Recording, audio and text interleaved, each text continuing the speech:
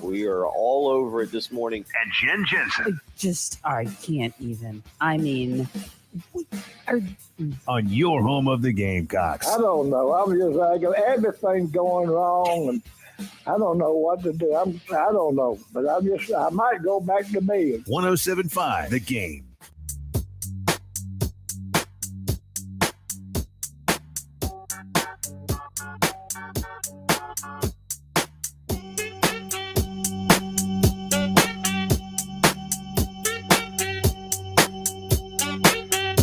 Welcome into May the 2nd. Bill Gunner, Patrick Perrette. It is a Monday morning, 6:03 a.m. here on the early game, 107.5 The Game. A lot to talk about this morning as it was a pretty busy weekend of sports. Patrick, weirdly, a lot of it seeming to conclude on Saturday with the NFL draft that we'll talk about. Not sure what your biggest takeaway is from that. We'll certainly get your hot takes from the NFL draft. It was an interesting weekend. Am I wrong in thinking the Carolina Panthers may have actually been very successful in this draft? Let's just start right there. Am I wrong that the Carolina Panthers, Patrick, may have had one of the better drafts, at least just when you consider what they did at number 6 and then somehow landing Matt Corral? Is it fair to say that you feel that Panther fans can feel a little bit better this morning? Yeah, I mean, they had so little draft capital, some of the least draft capital of anyone, and they were able to get back into the third round. They didn't have a third round pick because of the CJ Henderson trade, and they didn't have a second round pick because of the Sam Darnold trade. So you just stay where you are, take the best offensive lineman in the class, don't reach. So you got Ike Ekwonu, that'll hold down the left side of your offensive line, and then you're just patient and you seize your chance to take Matt Corral. And all the quarterbacks started falling. It was crazy. That was easily the number one story of the draft, how far the quarterbacks fell. I still can't believe it. But to get Matt Corral, who it seemed like they liked, a lot of teams liked Matt Corral. A lot of people thought he was maybe the best quarterback in this class. So at the very least, you're going to solidify your offensive line, and you took a couple chances. I mean, you're now going to at least have a puncher's chance at having a franchise quarterback. And if you can do that with third-round value, the odds are against you. I think Russell Wilson, Kirk Cousins, Dak Prescott are about the only starting quarterbacks drafted outside the top 40 picks or so, because Derek Carr was a second-rounder, and there's a couple second-rounders doing it. But if you're going to have a chance at a starting quarterback in the third round, I like the Matt Corral pick. And outside of that, it wasn't anything special. A linebacker from Penn State, good athlete. Amari Barno, edge rusher, freak athlete, by far the fastest of all the edge rushers. He might be too small to be an edge rusher.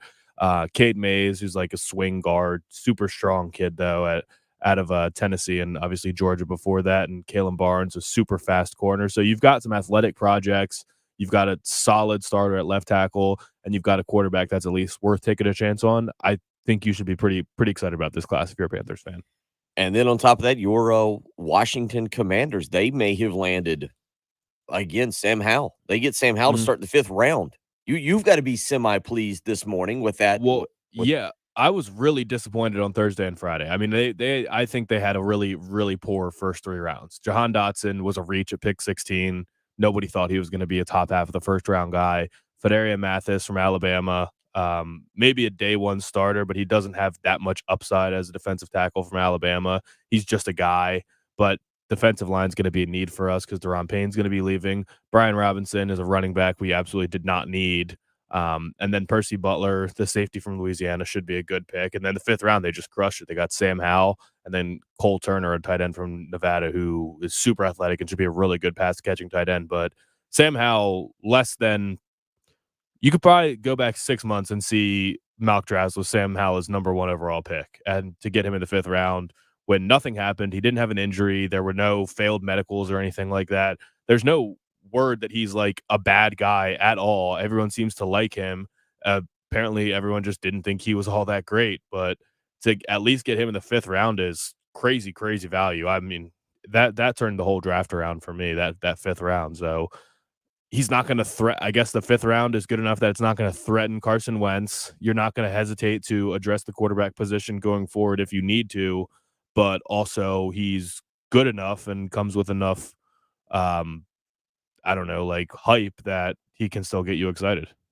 We'll talk a lot about the NFL draft this morning as we kind of recap, let Patrick get into the best and the worst of the draft, but certainly the Panthers with Matt Corral, the Commanders with Sam Howell. We'll get into the Titans getting Malik Willis.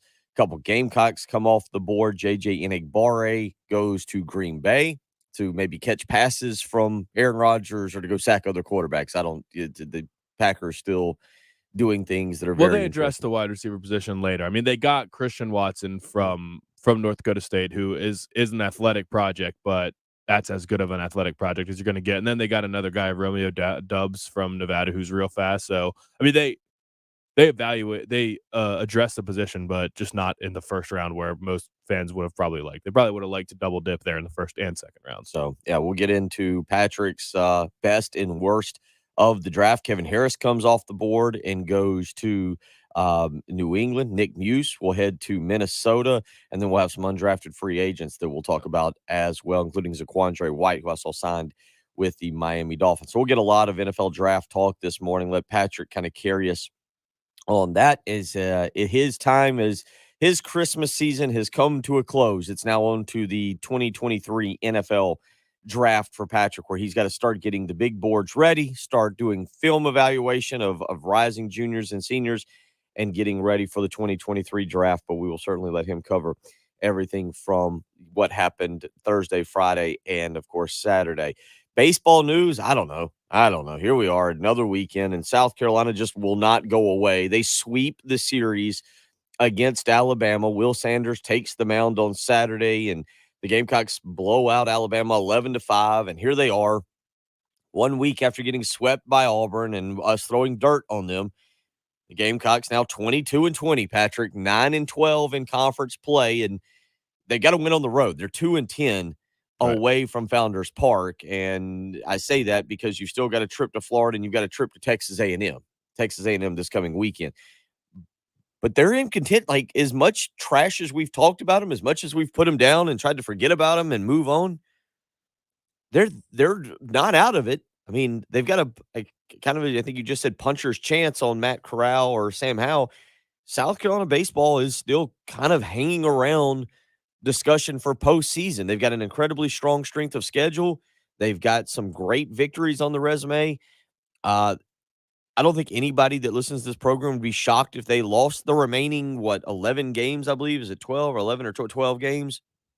They could really go 0-12. You could see that scenario. You also could see the scenario where they go something like 10-6, or 8-4.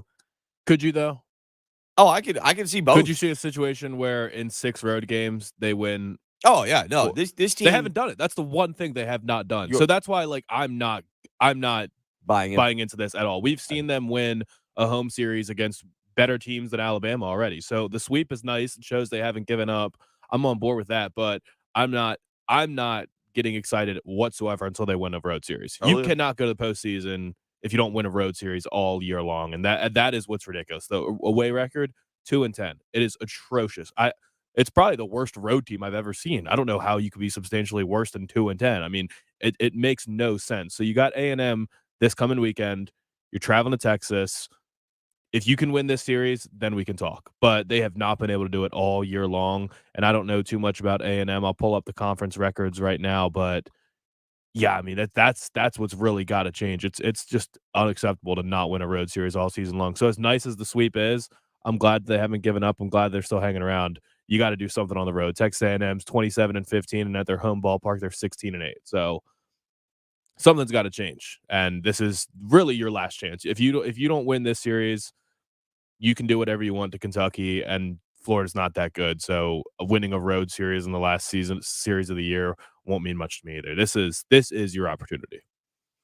We will talk about that a little bit this morning, and we will also get into some wild name, image, likeness, transfer portal news. We left you on Friday talking about Isaiah Wong, the Miami Hurricane basketball guard, who basically his agent put out, hey, pay him more money. He needs more NIL money or else he's entering the transfer portal. I mean, that was basically the statement. Mm-hmm. Wong did respond and basically was like, oh, no, these words were taken out of context.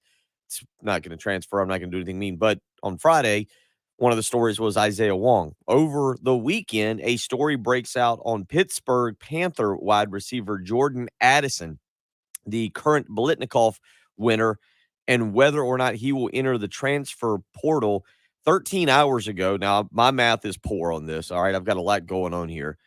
But Brad Crawford put out an article 13 hours ago, which would have been yesterday, stating that he is still mulling whether to enter the NCAA transfer portal or not ahead of the May 1st deadline. Yesterday was May 1st. Today's May 2nd. Okay, I'm well aware of what days are days right now because tomorrow I turn 40. Tomorrow's May 3rd. I turn 40. I'm well aware of what the days are. Patrick, do we know if Jordan Addison has officially entered the transfer portal?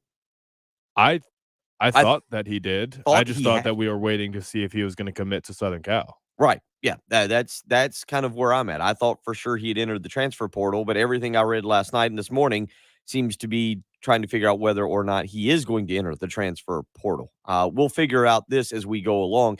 The thing about that is it appears he's got a deal in place to go to Southern Cal for name, image, likeness that's going to pay him top dollar. Like $3 million, $2 to $3 million. And a house. Yeah, and a house. And a house. And a house. Well, you mentioned that Miami with Isaiah Wong, they just threw in the car at the end of the deal. For Nigel Pack. That was for Nigel Pack, yeah. For Nigel Pack, yes. Southern Cal's just going to toss in a house for Jordan Addison. Ridiculous. Yeah. It's ridiculous, and it's sickening where sports is, where college amateurism is heading. But we'll talk about that and kind of get to the bottom of that situation. Jordan Addison, the Pittsburgh Panther wide receiver. So a lot to get into. A lot to get into as it pertains to sports. But if you're waking up this morning, I'm going to try and do this best I can, and I'm going to suck at it. News yesterday, Benji Norton, who was an incredible part of this show, not the one that I'm on, obviously, but set the standard. He and Bob Shields and Tommy Moody, who obviously still very much a part of our station here. The news coming down yesterday afternoon that Benji Norton passed away.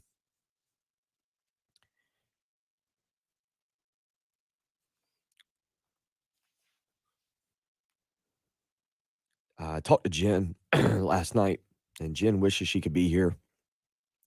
Obviously, Jen worked with Benji.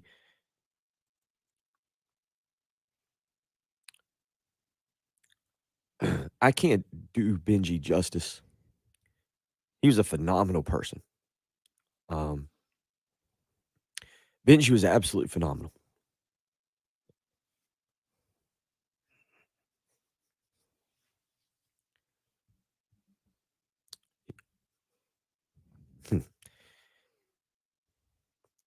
I've practiced this for like the last 12 hours, and it's going to be difficult. Benji was a huge part of 107.5 The Game. There's a lot of you out there who listened to him on your ride to work, who met him in person, who knew Benji Norton. I'm forever in debt to Benji Norton. He helped me, not only with this station and with doing radio. He helped Tim Hill. He was a big part of us. He, obviously a transition is never easy. And when Tim and I started,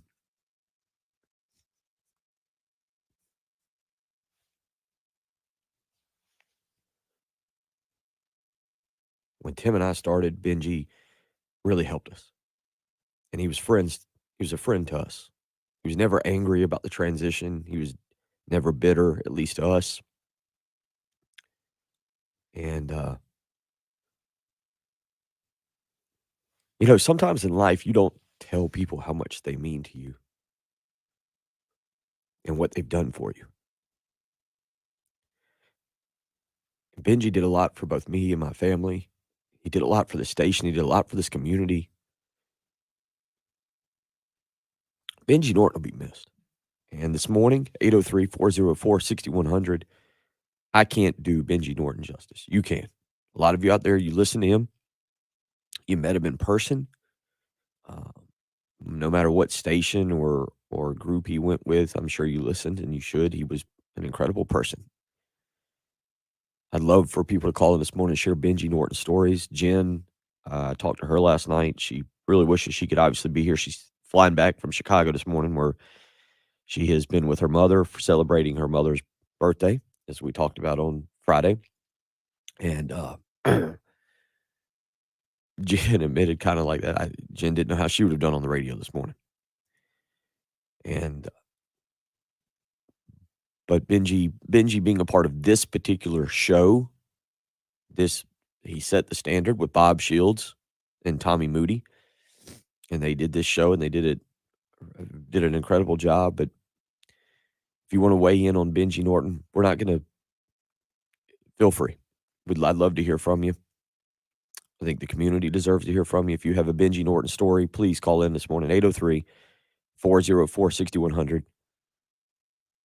Again, he was a huge part of this station, of this program, of everything that we have here at 107.5 and at Cumulus. And it's tough. But it's a morning to remember Benji Norton.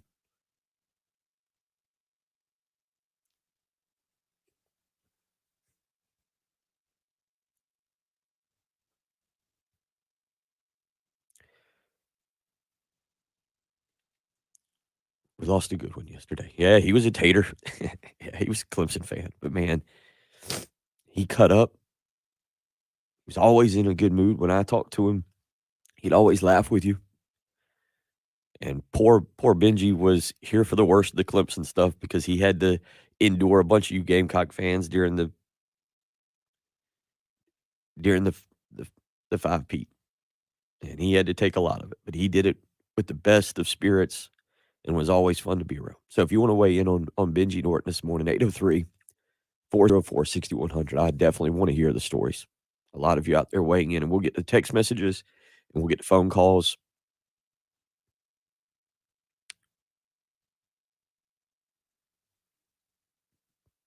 We'll talk a lot of sports this morning. We'll get a lot of Patrick's takes. I'll do my best to hold it together. But I tell you what, we lost a good one.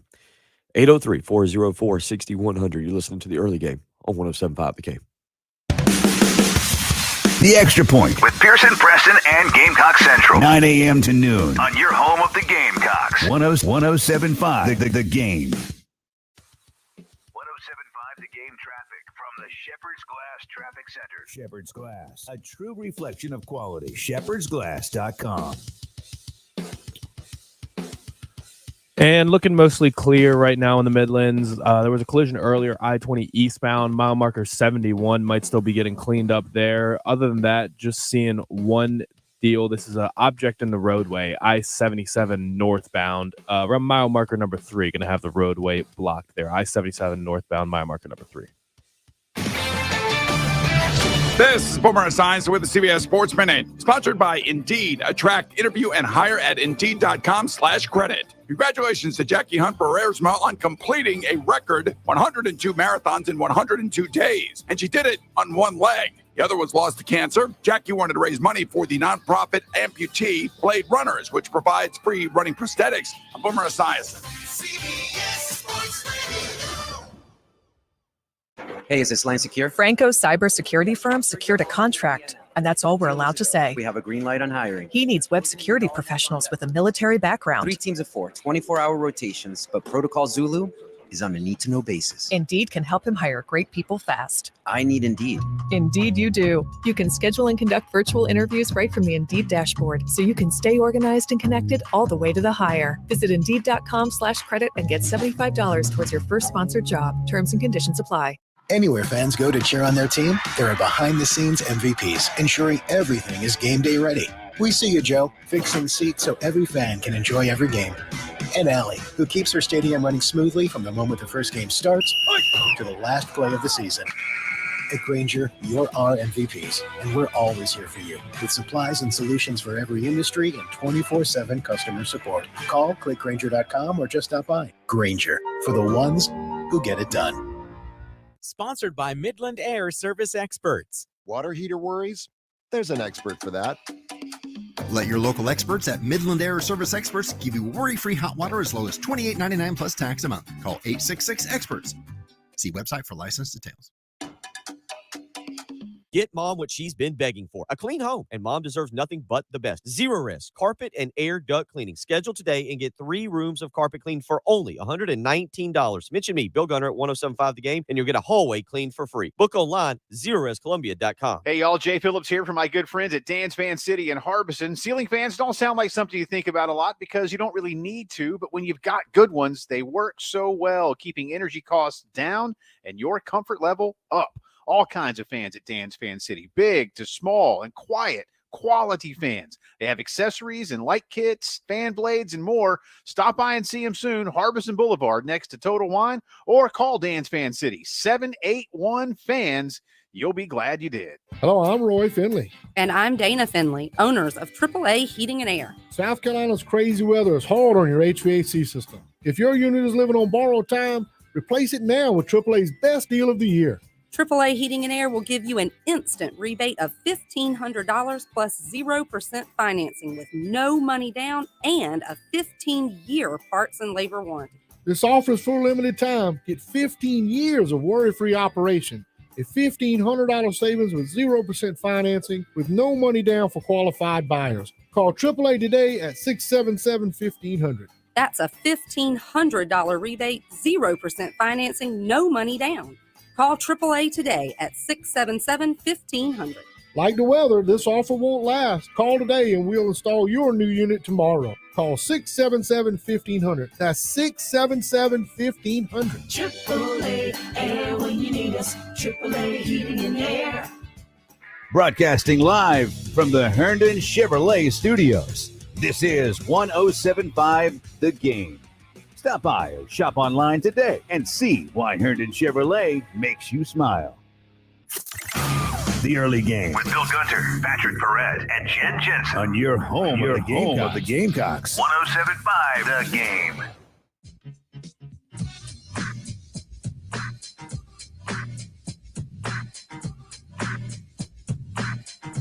Eight 803-404-6100. How you can be a part of the program this morning via the text line, via the phone lines, or you can hop on the Buford Lending live stream and join us, a bunch of you weighing in. And again, feel free this morning to weigh in any way possible regarding the passing of our good friend Benji Norton. We will talk sports. There's a lot to talk about, and Patrick will carry us this morning, and I'll sit here and try and control the show and keep us from going completely off the rails. But there's a lot of funny, great stories I know many of you have about Benji Norton, and they deserve to be heard. They deserve to be heard, and I want to hear them. I want to share it. We make it a celebration of Benji because he was a phenomenal person. Again, did a lot for me, did a lot for this community. There's a lot of people out there that I think Benji helped. So if you want to weigh in on that, 803-404-6100. We will get into the NFL draft. I do want Patrick's take. There's another element, Patrick, I'm kind of interested to hear on players sitting out. So Quandre White is going to be maybe an example. Look at what Kevin Harris did in the bowl game. Mm-hmm. Look at what Kevin Harris did in the bowl game. And how much did one more game, did Kevin Harris really have to prove anything in the bowl game? Or did that one game propel him into maybe a better draft position? Because the sitting out of bowl games is certainly, if you're a first-round pick, second-round pick, I get it. I got it. Totally understandable, right? Do you think Zaquandre White had 5 years of college football, but had really only come on this year? And really, what, in the last 6 games? The last 4 games? And yeah. He look, he's going to be with the Miami Dolphins. It's not like his professional career is over. But Patrick, do you think sitting out the bowl game and maybe not being able to put one more game on film hurt? No, I don't think that's it. I think Zaquandre White proved that he's, from a football standpoint, will do anything that the team needs at any given time by switching to safety for the end of that Will Muschamp final season. I don't know. We know that he had problems at Florida State, had to go to community college, and then came here. Seemed to be loved by everybody here, but I feel like this probably has something to do with the combination of 1 year of production, really, 23 or 24 years old, an older prospect, And then maybe there were some questions off the field about how he ended up at South Carolina and things like that. That just pushes guys down. And I think he was good enough to get drafted, but also playing a low value position doesn't help. And I don't think his NFL career is over at all. I mean, on the Dolphins, I think that was a great landing spot for him. I think he's going to make that team this year, and I think he's going to get carries. So I think he's going to be okay. It's just the draft is such a weird thing, and I am surprised that whatever it was about Zaquandre White, I don't know, was more substantial than Kevin Harris's back injury to an NFL team. And there were a lot of weird cases of guys not getting drafted. And the number one is probably Justin Ross, who still doesn't have a team. And I thought initially when he didn't sign right away, it was, okay, well, he's going to get his pick of the litter, and he's going to pick the team that actually wants him the most. I think he's not going to end up getting signed by this point. I think all those teams are looking at him and saying, our medical team said that he's one hit away from being paralyzed, and we're not taking on that responsibility. So I don't know what's going to happen with Justin Ross. That's one of the most interesting ones in the draft to me. 803-404-6100. How you can be a part of the program this morning. Let's get out to the Love Chevy phone lines. Ron in Lake Marion is up this morning. Patrick, Ron, how you doing? I saw your text message. Glad to hear from you this morning. I'm doing good. Bill, you making this hard to call in this morning, but I think of Benji, when I was in high school, which is back in the mid-'80s, Benji was a DJ for a rock station. I can't remember which one. And when I think about high school, I think about Benji, It's like he's always been there. And then, of course, he come to the game, and he was a Clemson fan, and, boy, he would make you mad. I remember when Carolina was doing so good, he always found a way to throw Clemson in there. And he's going to be missed. And I hope you and Patrick understand that y'all have impact on our, we get used to you guys and we listen to you. And I just hope you know what you radio guys mean to us. Appreciate it, Ron. Yeah, I appreciate it. Benji is, again, what he did for Tim Hill and I in our transition into this program in July of 2016, and what he did for me and my family. I was going through a rough patch not long after taking over this program in 2016. Went through a divorce, and Benji was always there for me and was always a fantastic guy. And as our buddy Jim, our Clemson fan in Carolina Beach, Jim Corley says, he says, I once said I've been listening to Gamecock Radio for over 30 years. Y'all came back at me saying that y'all have only been on air for 10. Yeah. He says he meant he was listening to Benji, Bob, and Tommy Moody. Benji will be missed. And a lot of you weighing in this morning. Sharpspur said, listen to him in high school when he was the number one hit kicker on Z96 back in the mid-'80s. We will miss him. We will. Rhonda weighing in this morning and saying, spent many mornings with Benji as I started my days. His upbeat personality was contagious, and the reason I tuned in every day. Love his passion for rock and roll, his team, even though it was the upstate school. Rest peacefully, Benji, my favorite tater. A lot of good Benji Norton stories out there, and I hope you want to share them with us this morning. 803-404-6100, how you can join us. You're listening to The Early Game on 107.5 The Game. 107.5 The Game's Heath Klein was there in Minneapolis with the Gamecocks as they won their second national title. Get ready, Columbia. Your Gamecocks are coming home with a national championship trophy. If you missed his one-on-one interviews with former Gamecock great Gary Rich. UConn is good. They have all of the history, all of the tradition on their side. But South Carolina is really, really good when they're clicking on all cylinders. Lamont Paris. Thanks for having me. I'm doing great. Hopefully it's a great Sunday night for Gamecock Nation after the women do their deal tonight. Or the voice of the Lady Gamecocks, Brad Muller. It would be the perfect ending for South Carolina, as they have been the team that's been hunted all season long, being the number one team in the nation wire to wire. Just go to Heath's show page at 1075thegame.com. Have microphone, will travel. Heath Klein is there. Live from Minneapolis here, 107.5 The Game. On your home of the Gamecocks, 107.5 The Game. Actually got into the lake a little bit this weekend, warming up a little bit better. Nice. Could have probably jumped in. May do that next weekend. If you have a pool, you may be feeling it's time to jump in the pool. But if you've got a dirty pool, if that pollen is still in there, you got leaves, that have fallen in. It's time to call Corley Pool Solutions and get Tracy Corley and his team to your house to help maintain your pool. 803-445-8109. Flat rate pricing, including all the chemicals. That's right. Corley Pool Solutions will make sure your pool is clean and ready to be used. And now Corley Pool Solutions offers leak detection. They are certified leak protection specialists. So if you're noticing your pool's missing just a little bit of water, it's not quite as high as it used to be, you need to get Tracy Corley and his team out to your house today, not only to maintain your pool, but to check for any leaks. It's actually more affordable to use Corley Pool Solutions than it is to visit the pool store. Find out for yourself with flat rate pricing, including all of the chemicals. 803-445-8109. Again, that's how you can get in touch with Tracy Corley and Corley Pool Solutions. 803-445-8109. Flat rate pricing, including all the chemicals. They offer weekly pool maintenance. He will be at your house. Actually, he is there. I've seen him. He doesn't send a team. Tracy Corley is there himself.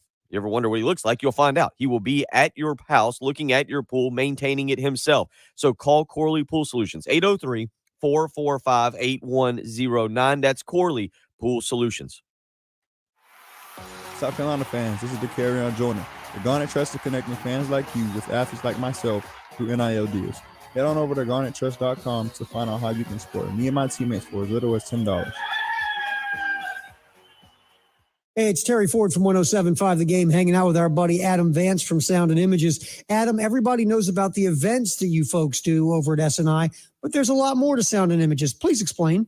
We have really upped our commercial AV installation division. You name it, any kind of commercial audiovisual application that you can think of, we are pretty much involved with. Thanks a lot, Adam. Hey, if you want to hit up Adam Vance over at Sound and Images, just call 803-791-3925 or go to Sound. And I want to tell you something. My digestive system used to make me feel sluggish, but those days Yeah, Hope, he was a good guy. I hate that Jen's not here to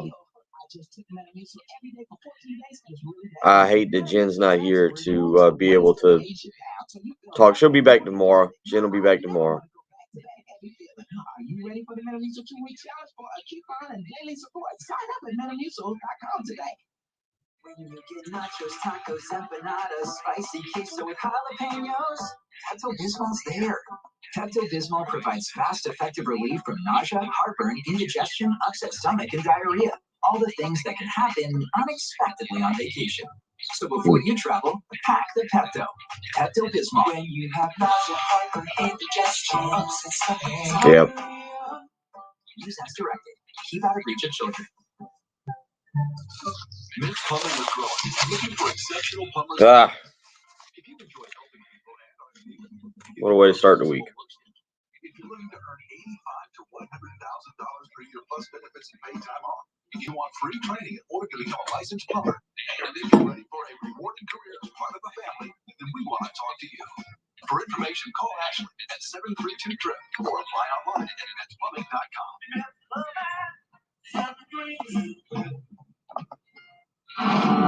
You're the one who protects the flock, and that requires an eye for detail. Because when safety and well-being are on the line, it's the details that can save lives. Even when no one else is watching, you see everything.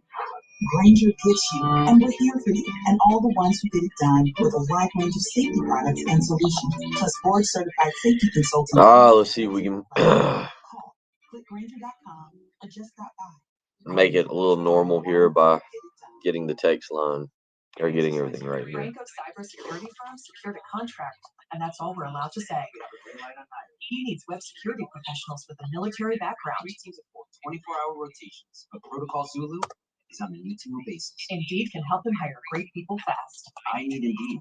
Indeed you do. You can schedule and conduct virtual interviews right from the Indeed dashboard, so you can stay organized and connected all the way to the hire. Visit Indeed.com/credit and get $75 towards your first sponsored job. Terms and conditions apply. And let's say about our friends at Prisma Health Orthopedics. If you have hip or knee or other joint pain, you want to get out there and talk to them. You can visit them on prismahealth.org/orthopedics. They're official team physicians of the South Carolina Gamecocks and of the Clemson Tigers. Prism Health Orthopedics will give you and your family the same care they provide to the top athletes in this state. They're also the most comprehensive orthopedic group in the region with 65 specialists at 6 locations. They can serve you wherever you might be. If hip or knee pains making your daily life difficult, you need to seek the best care. Find out if joint pain is affecting your quality of life by getting out there and taking a free health assessment. Don't let hip or knee pain hold you back. Prisma Health is the region's most trusted orthopedic practice. They have a deep-rooted history spanning nearly a century, and they're leaders in innovative procedures in teaching the next generation of orthopedic physicians. They can offer a full-service walk-in orthopedic urgent care clinic for all sports injuries, strains, sprains, fractures, as well as chronic joint pain, and most importantly, that free health assessment. You need to get out there and take that. They know hip and knee pain can make your life difficult, so find out how it's affecting you by taking that free health assessment again. Get out there and visit them at prismahealth.org/orthopedics. Prisma Health has built a foundation for patient-centered care and innovation, resulting in the best possible services for their patients. Once again, that website, prismahealth.org/orthopedics. What we're talking about on 107.5 The Game. Sponsored by Love Chevrolet.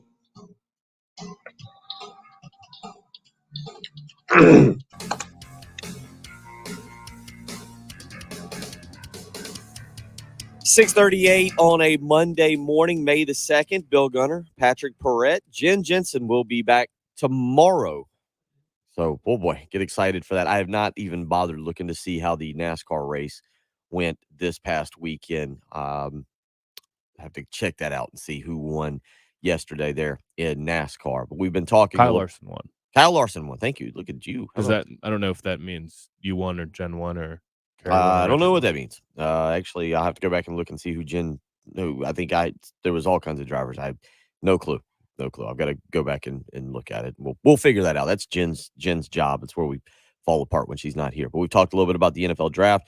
Talked about South Carolina baseball sweep over Alabama this past weekend to at least stay in the discussion for postseason play. Let's get out to the Love Chevy phone lines. Gamecock Larry, who. See, Larry, you get positive. You tell us that there's going to be a sweep. You say all these positive things, and look what happens. Lo and behold, the Gamecocks listen to you, and they sweep Alabama, and it's all because of you. That negative energy wasn't working. We need positive, Gamecock Larry. How you doing this morning? I'm doing okay. Many members, I always call him the Tater Man. Never got mad, never got upset. He was always the professional. I send my condolences to his family and his friends, but I'm getting old. I can't remember all the times things we used to talk about, but I remember some good times when we'd get old Tommy the Tiger on there, and I'd follow him, and we'd have a lot of fun. But, last week we got swept by Auburn. Somebody told you that it was Gamecock Larry's jinx. And so I told you, I think it was last Monday morning, that I was going to do some reverse psychology and say that we was going to win the remaining 15 games of the season. So we got 3 down and we got 12 to go. So that means we got 12 to go. And I'm saying we're going to go 12-0. Go Gamecocks. Don't feel like talking too much after I heard about the Tater Man. Rest in peace. Talk to you later, Bill and Pat. Go Gamecocks. Love you too, buddy.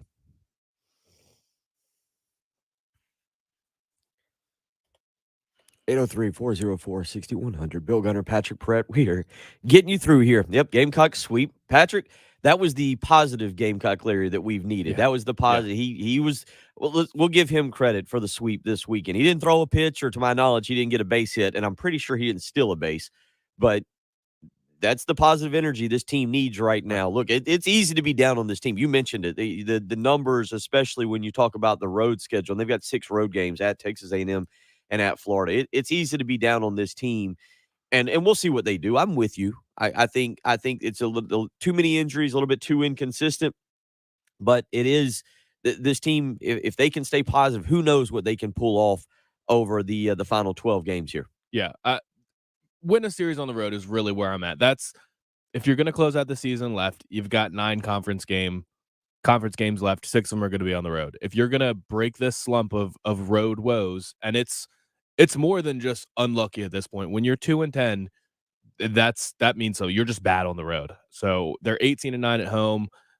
You got to win a series on the road. Texas A&M, I said it earlier, they're 27-15. They're 16-8 at home, 10-5 on the road. They're just a pretty good team. I mean, everybody in the SEC is good, and this is going to be no different. So can you go out to College Station? That'll be a good crowd. It usually is Texas A&M, so that'll be the big deal. And just correcting, I guess the NASCAR race didn't finish. It did not. Yes, Yeah. thank you. I just Googled NASCAR results, and it says number 1 Kyle Larson.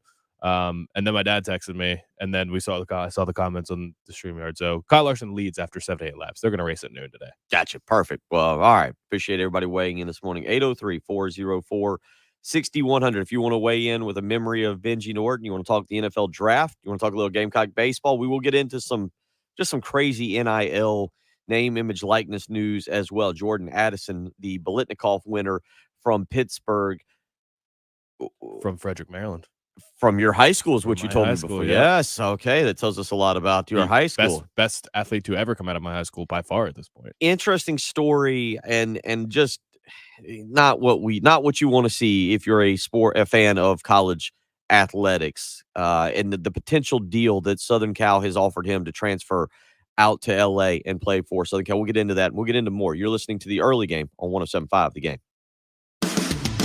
Here's what's coming up on the next halftime show. Hey guys, Jay and Terry coming up on the Monday halftime show. We will recap all of the Gamecock baseball action after the series with Alabama.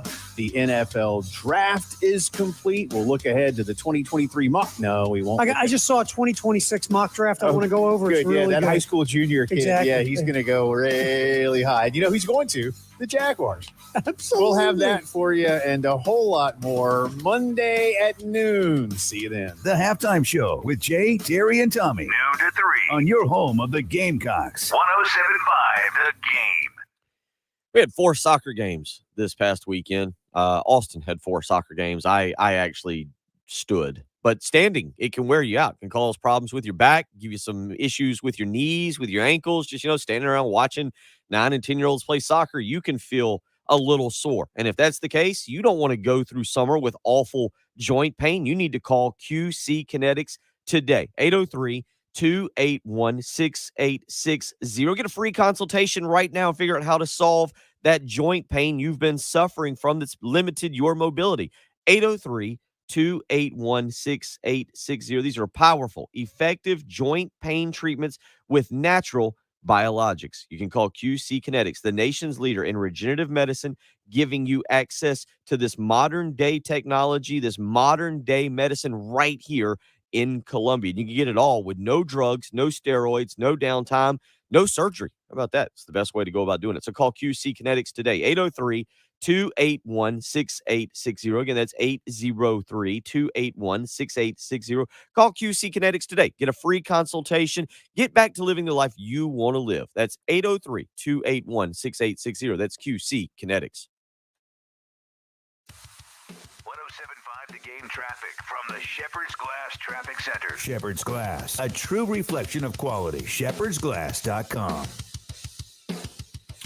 And just seeing one accident right now. This is going to be in Lexington, right downtown, Main Street and Ellis Avenue. Again, that's Main Street and Ellis Avenue in Lexington. What we're talking about on 107.5 The Game. Sponsored by Love Chevrolet. It's truck month, and that means the biggest savings of the year. And none of the price hiking add-ons. I-26 at Harbison and at lovechevy.com. Sponsored by Family Dollar. Stop by Family Dollar for everything you need to celebrate Mom. Make her feel special with balloons, cards, sweets, decorations, and scented candles. So many ways to say I love you, all at great value. There's more for Mom at Family Dollar. I'm Omar Reese with NFL Network Now on the Westwood One Radio Network. After going undrafted, former Nevada quarterback Carson Strong will be flying to the Eagles. NFL Network's Tom Pelissero reporting Philly is giving Strong $320,000 in guarantees, one of the largest deals ever for a rookie free agent. The Bears didn't add a quarterback in the draft, but they are losing one. The team announcing they'll be releasing Nick Foles after 2 seasons in Chicago.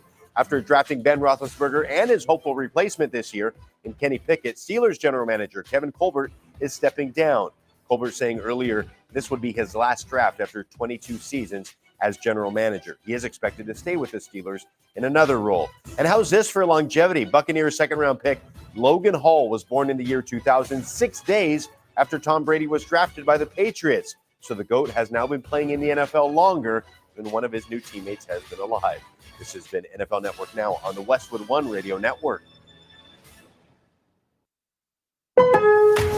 Your happiest spring starts with Lowe's, because SpringFest is happening now to help get you everything you need to celebrate the season. Come on into Lowe's and save on select appliances. Right now, you can get free basic install via rebate with purchase of select items $5.99 or more. We're celebrating spring with more fun and more savings. Create a season full of happiness at Lowe's. Home to any budget, home to any possibility. Excludes Connecticut and Rhode Island. Appliance offer restrictions and other fees may apply. See store for details while supplies last. DQ presents the sound of an all-star summer lineup. Leading off, the promising rookie, new Oreo Dirt Pie. On deck, the fan favorite Girl Scout Thin Mints. Summer standouts, Drumstick with peanuts and cotton candy. And batting cleanup, it's you. With your red spoon and 6 summer blizzard flavors, official treat of MLB. All part of the new DQ All-Star Summer Blizzard lineup. DQ? Happy tastes good. Hey, y'all. Jay Phillips here from my good friends at Dan's Fan City in Harbison. Ceiling fans don't sound like something you think about a lot because you don't really need to, but when you've got good ones, they work so well, keeping energy costs down and your comfort level up. All kinds of fans at Dan's Fan City, big to small and quiet. Quality fans. They have accessories and light kits, fan blades, and more. Stop by and see them soon. Harbison Boulevard next to Total Wine, or call Dan's Fan City 781-FANS. You'll be glad you did. Broadcasting live from the Herndon Chevrolet Studios. This is 107.5 The Game. Stop by or shop online today and see why Herndon Chevrolet makes you smile. The Early Game With Bill Gunter, Patrick Perez, and Jen Jensen. on your home of the Gamecocks. The Early Game, 107.5 The Game.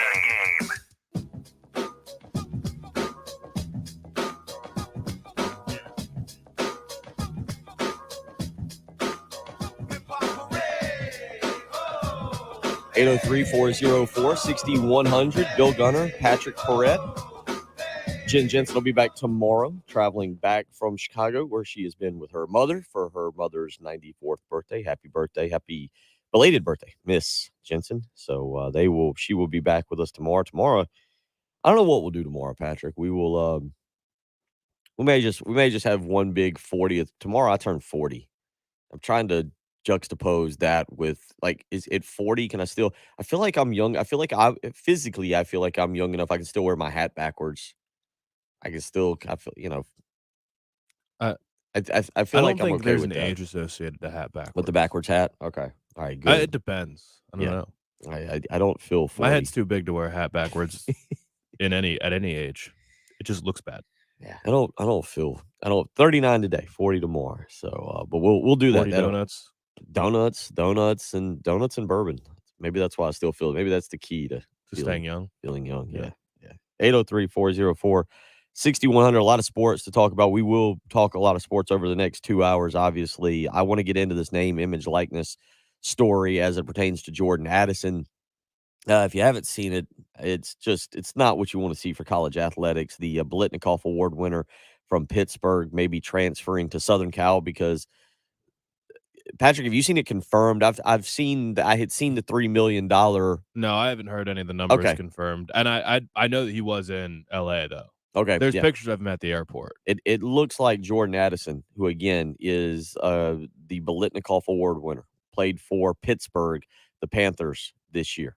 And I mean, this is free agency, as you said, at its finest without contracts. Jordan Addison can up and transfer. Now, again, I don't know. I haven't seen it confirmed anywhere if his name is actually in the transfer portal. I mean, there's articles from 13 hours ago. Yesterday was May 1st. That says he's mulling a transfer. I think you had to have your name in the transfer portal by May the 1st. Maybe because it was a Sunday. Maybe it's today. Maybe you get like a grace period there. But it's going to be interesting to see. But there are rumors that Southern Cal has put together a name, image, likeness deal for him for roughly $3 million. And you're right. This is why I asked if you'd seen it confirmed anywhere. And they had a house lined up for him. Mm-hmm. Well, I thought that he was in the portal, but the weird thing was, I guess it's not weird. It's I don't know if it's illegal is the right word, but it's definitely wrong. Is that there was obvious tampering going on here. Like, these guys are all clearly discussing money, or someone's doing it on their behalf, whether they're in the portal or not. And it's supposed to be coaches can't talk about it, this and that, but there's nothing stopping some business owner in LA from saying, dude, look at this. You got Caleb Williams, Lincoln Riley. It's the Pac-12. Come over here. We'll give you $3 million. You can live in a house on the beach. Then you can go pro next year. Why would you not do that? I mean, and why would he not do that? This tweet from Parker Thune. If this is true, Jordan Addison will be making more than every assistant coach in college football. I mean, that is true. He'll be making more than most of South Carolina. He'll be making more than both of South Carolina's coordinators combined. Like, he'll be making more than Shane Beamer if he makes $3 million, right? Is Beamer over 3 now? No, I don't think he got over 3. So Jordan Addison could be making more than Shane Beamer this year. Pat Narduzzi, the head coach at Pittsburgh, according to Pete Thamel, has called Lincoln Riley multiple times Friday to express his displeasure with how this is played out. I mean, there is tampering, that's putting it mildly, as to what is going on here. Obviously, Caleb, it's unethical at the very least. It's something. It might be illegal. I don't know. Again, this is where college football. Maybe this is where we're heading. Well, and so I did see the comparison to Justin Ross yesterday, where people were saying this is why everyone should be in favor of NIL, because Justin Ross burst onto the scene as a freshman, could have probably made this type of deal and set himself up for the future. Now he's going to not go to the NFL and probably never make $1 playing football. Just crazy. What is that? What is that? Does that change the calculus at all for you? A situation like Justin Ross, or is this, because in a way, these are both the outliers. Jordan Addison is the outlier because he is the Biletnikoff winner. He's maybe the best wide receiver in college football, in a place where he's probably not super happy. I mean, he was probably happy last year playing for Kenny Pickett. Now he doesn't know. Going to LA, playing with Caleb Williams, being a superstar is probably very attractive. Of course, it's attractive to anybody. Why wouldn't it be? But those are the two different ends of the spectrums. The superstar that's never going to make $1 because of injuries, and then the superstar who's going to be offered $3 million. Like, there's no danger that like Juice Wells is going to be plucked away from South Carolina because someone's going to pay him $3 million. There's just, he doesn't have that name power or name recognition. 803-404-6100. We'll continue talking about this. We'll get into some different aspects of name image likeness on where this is going, because it is the story about Isaiah Wong on Friday, the Miami Hurricane, which they did clear up, right? They tried to walk it back best they could, but I think that's one of the things where when that's out, that's out.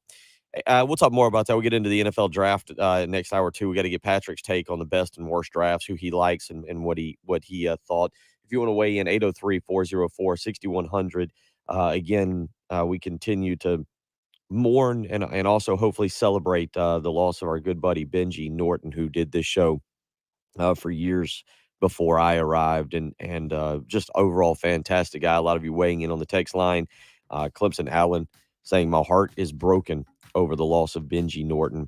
Prayers for his family, and 107.5 The Game. John weighing in. We love you, Benji. We'll get to more phone calls. David, I apologize. We're a little out of time, but we'll get to David on the phone line in the next hour. Again, a lot of you weighing in. Gene on the text line weighing in said, R.I.P. Benji. He is always going to be awesome. Would not be the game without him. And I agree. Benji Norton, if you haven't heard, passing away yesterday, sudden. I'll allow the family to get into more detail on that, but we love him and we miss him, and he's a big part of this program. He was a big part of my life. I don't think he knew that, and I wish he did.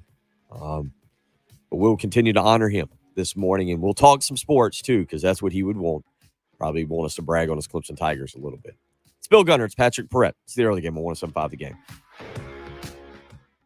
Gamecocks, Braves, the NFL with live local radio. 107.5 The Game, WNKT FM, Eastover, Columbia, a Cumulus media station.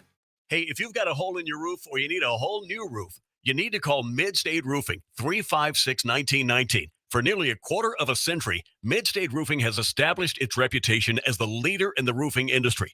Whether it's above your head or at your feet, perhaps a leaky foundation, 356-1919 is the number to call for all your roofing and waterproofing needs. The quality and craftsmanship of a Midstate roofing system are tops in the industry, especially commercial and industrial roofing systems. If you own or you're in charge of a large building, warehouse, or industrial facility, then you're in charge of that roof. And at some point, a roof is going to need some attention. So the number to call for advice, service, results, and a commitment to customer satisfaction is 356-1919. See all that Midstate has to offer when you click on midstateroofing.com. Tell them, Midstate twins. If you have a leak, let Midstate Roofing take a peek. 356-1919, midstateroofing.com. It's time for the Phillips Financial Minute with Benji Getzi from Buford Lending. T-bills are moving and the Fed is talking. Record rates are changing. Hang on tight and call Benji today. Benji, give us the rate report for this week. I want to be your broker. Don't wait. Shop your rate with Buford Lending today. Conventional 30-year, 4.8%. APR 4.99. 15-year fixed. Moving higher, 4.2%. APR 4.55. DA 100%. Purchase money, 4.3. APR 4.5. Investor, fix and flip. Construction loans, 6.99. APR 7.5. Shop and lock your rate with Buford Lending today. It's easier, cheaper, faster, and totally secure. All rates quoted with 1% origination, equal housing lender, credit restrictions apply. NMLS 302188. For more information on how Benji and his team at Buford Lending can help you, call Buford Lending today at 843-524-2404 or learn more online at buford.mortgage. South Carolina fans, this is the Carry-On Jonah. The Garnet Trust is connecting fans like you with athletes like myself through NIL deals. Head on over to garnettrust.com to find out how you can support me and my teammates for as little as $10. People who suffer from long-term chronic joint pain spend so much of their time acting, putting up a carefree front. It's exhausting. I was really tired of trying to act like I wasn't in pain because I was in pain all the time. Rick Rawlings didn't want everyone else to know that he was coping with agonizing shoulder pain 24/7. Yes, I had to put on a face to cover up my pain. But then Rick found QC Kinetics, offering new lasting treatments for joint pain using natural biologics. Treatments designed to restore and repair joint tissue with no drugs, no surgery, no downtime. The results were amazing. I am very glad. It changed my life doing the QC Kinetics. Today, my shoulders feel wonderful. The cranky Rick is gone. He's not grouchy anymore. No more acting. Feel like yourself again with a call to QC Kinetics. Call QC Kinetics, 803-281-6860. That's 803-281-6860. QC Kinetics, 803-281-6860. What we're talking about on 107.5 The Game. Sponsored by Love Chevrolet. We treat you like family with no ridiculous add-ons and the lowest price guaranteed. I-26 at Harbison and at lovechevy.com. The early game. Let's get out to the Love Chevy phone lines real quick. Rusty, you got about a minute. He's got a Mardi Gras story. You got 45 seconds. Make it quick one. All right, I'll make it quick. Listen, I marched in the Greatest Band in Dixie parade with the Camden High School band when I was a teen. And as we were marching to the French Quarter, the band director came alongside the band and said, "Look straight ahead, don't look up." With Bill Gunter, Patrick Perret, and Jen Jensen. Well, as a 15-year-old, I looked up, and the women along the balcony were exposing themselves. And I want to tell you, it's one of the greatest parades I've ever been in my life, guys. On your home of the Gamecocks. Let me finish, Bill. 107.5 The Game.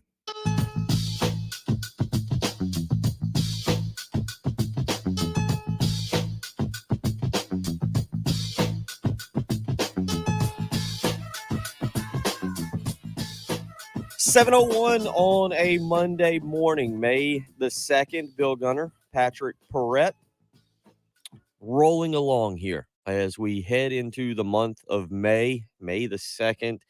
A lot going on. Just a reminder for all you guys out there, this coming Sunday, it's Mother's Day. Patrick, I feel like we have to do our part to keep people informed. Otherwise, there's going to be a couple of you who really let that loved one down, the whoever it may be. So just a reminder, it is Mother's Day on Sunday. Go get some flowers. candy, I don't know, a necklace, something, a bracelet, whatever, the mother, the wife, whomever, make sure you do a little bit of work. Also this coming weekend, Patrick, and I'm kind of excited about this, even though I'll have to do some studying. The Kentucky Derby takes place this coming weekend. So break out the mint julep stuff. The one time a year where it's okay for mint juleps. Yeah, they're not good at all. I'm trying to think if we're going to have a TV at the race, because I will be in the RV lot at Darlington on Saturday.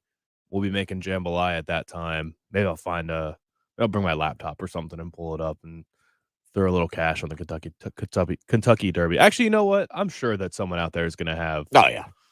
Maybe I bring some cash and I just like show up and be a bookie. There you go. That's all you need to do. Yeah. And if you're wondering what I Patrick's could probably talking make a few bucks. That's right. Yeah, the Goodyear 400 this coming weekend down in Darlington. So there is a lot to get into this coming weekend, and we'll kind of get you ready for that throughout the week as we get you into the month of May. Should be a fun month. The PGA Championship coming up later this month. A whole bunch of stuff to get to. NBA playoffs are up and running. Watched a little bit yesterday of the Bucks and the Celtics. The Grizzlies and the Warriors was late last night. The Warriors winning that one. NHL playoffs get going tonight. Kind of excited about that. So a lot to get into. We've been talking a lot this morning, though, about the NFL draft. We'll get Patrick's take here this hour on the best and worst drafts from the past weekend.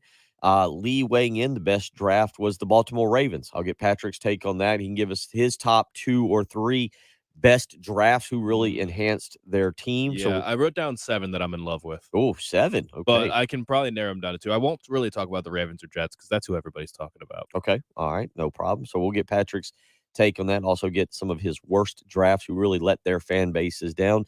Talking a little bit about South Carolina baseball. They sweep Alabama. They close out the Crimson Tide on Friday and Saturday night, obviously after our programs.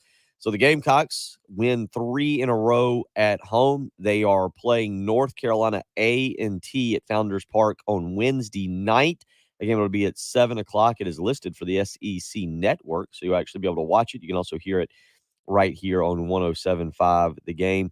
And then this coming weekend, they head out to College Station to take on Texas A&M in a 3-game series that will be streamed on the SEC Network Plus, and you'll also be able to hear that right here on 107.5 The Game. We'll get back into that name, image, likeness deal too. The Jordan Addison deal there, maybe transferring to Southern Cal. Very just, it's not what you want to see. Not what you want to see in college sports now, where it's out in the open.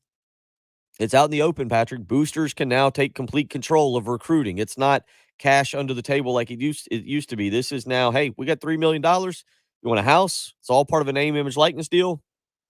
Why don't you leave Pittsburgh and transfer out to Southern California and play for Lincoln Riley and play with Caleb Williams? So we will talk more about that as well. A couple of you weighing in. Cocky D saying, should colleges implement contracts and buyouts for their players? Is that even possible? Not at this moment. It's not at this moment, but there's going to have to be some changes to college athletics, basketball, and football, obviously, as we move forward. The other thing that if you're waking up, if you're just joining us, if you're getting in the car, talking about this morning is the passing of our good buddy Benji Norton. And Benji obviously was a major part of this station, was a major part of this program. And, you know, I knew Benji again. Benji helped Tim Hill and I in our transition here in July of 2016. And Benji stuck around, was on another radio show here in our cluster and did sales for us. And Ben Hoover and Janice Scholl and I and Benji would have our meetings for Love Chevrolet. And Benji was just a friend of everybody. And yeah, he was a Clemson fan. And a lot of you let him know that during the 5-game winning streak for South Carolina. But Benji was loved by all. James weighs in and says, loved the Tater. Listened to him for the first time he was on Fox. And certainly Benji Norton will be missed. And if you've got a Benji Norton story or if there's something you want to weigh in with this morning, 803-404-6100. Certainly thoughts and prayers with he and his family. I'm sure more on this will kind of pop out. Not my place to talk about it. Jen will be back tomorrow. I talked to Jen. She was, as you would expect, Jen worked with Benji and is heartbroken. Jen is severely heartbroken, and she'll be back tomorrow. And we'll let her say what she wants to say about Benji. But we all here on the early game at 107.5 The Game are just saddened by the loss of Benji Norton, who was a great friend to everybody. Patrick, Well, he was still here in the mornings. Like for us, when you guys took over in 2016, Sure. I came the next May, started interning, and Okay. it was basically us four, Johnny Green, Brent, and Benji. So I just learned how to produce, like just watching Jen do it. Basically, I have very little training, so anytime something was happening that I didn't know how to fix, it was either run to Brent or run to Benji and have them come in there and help me. And so Benji would like get me out of jams if there was something I didn't know how to record or something was going on. I'd be like, Benji, can you come help me? And he'd run in here and he'd look at the board and he'd help me fix the problems. And yeah, just an awesome personality. Always energetic in the morning, which is nice to have when you're slugging in here and I have class after the intern show and this and that, and just a good guy to have around all the time and come in here and poke his head in, just talk a little Clemson or South Carolina or whatever it might be. Just he was here for probably the first year that I was here. So yeah, just it was fun having him around. Yeah, great guy, and will be missed. And thoughts and prayers again with his family. If you want to weigh in on a Benji Norton story, 'cause he was around. Everybody knew him. He was not just this station, not just this network, but obviously had been out and about. And so certainly just hard to put into words this morning how much he will be missed. 803-404-6100. Let's get out to the Love Chevy phone lines. David is up this morning. David, how you doing this morning? What's on your mind? Close and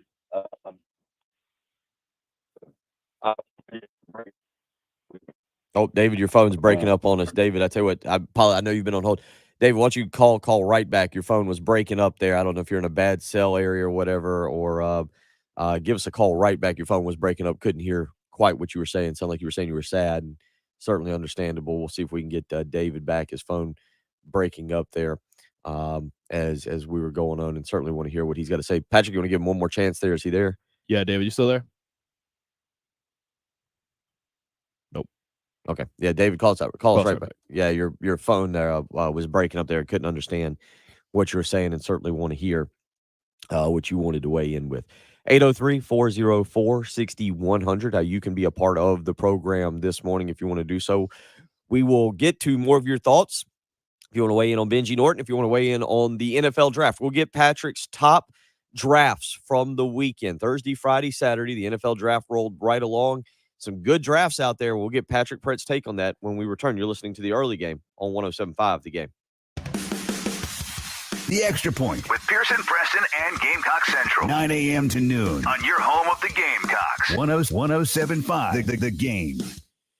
All right. It's officially air conditioning season. That's right. You better make sure that air conditioner is working properly now, because the weather report for the next several days, 80s, and then we're going to 90s. You know how South Carolina works. You know how Columbia works. We don't really have a spring. It's about 2 weeks, and it bounces back and forth between cold and hot, and now we're into summer. So your air conditioner better be ready to handle the hot days of Columbia's summer. You can do that by calling AAA Heating and Air, 803-677-1500. That's how you can get in touch with Roy and Dana Finley. Let them get a technician out to your house and make sure everything's working properly with just a simple maintenance package. That's right, just $49 for new customers with AAA Heating and Air. Give them a phone call today and get someone out there to do a little maintenance on your heating and air unit and make sure everything's working properly. 803-677-1500. That's how you can get in touch with AAA Heating and Air. If you've got an issue, if you've got a problem, if you've got to get a new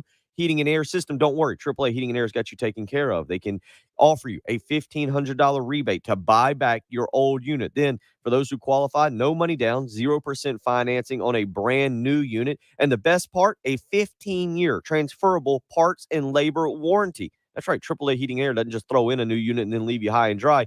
They stick around. 15-year parts and labor warranty, all with a new system. So call AAA Heating and Air today, 803-677-1500. Guaranteed financing, regardless of your credit. They'll get you qualified, and transparent repair pricing. AAA Heating and Air is your go-to. 803-677-1500. Call AAA Heating and Air today. Tell them Bill Gunner sent you.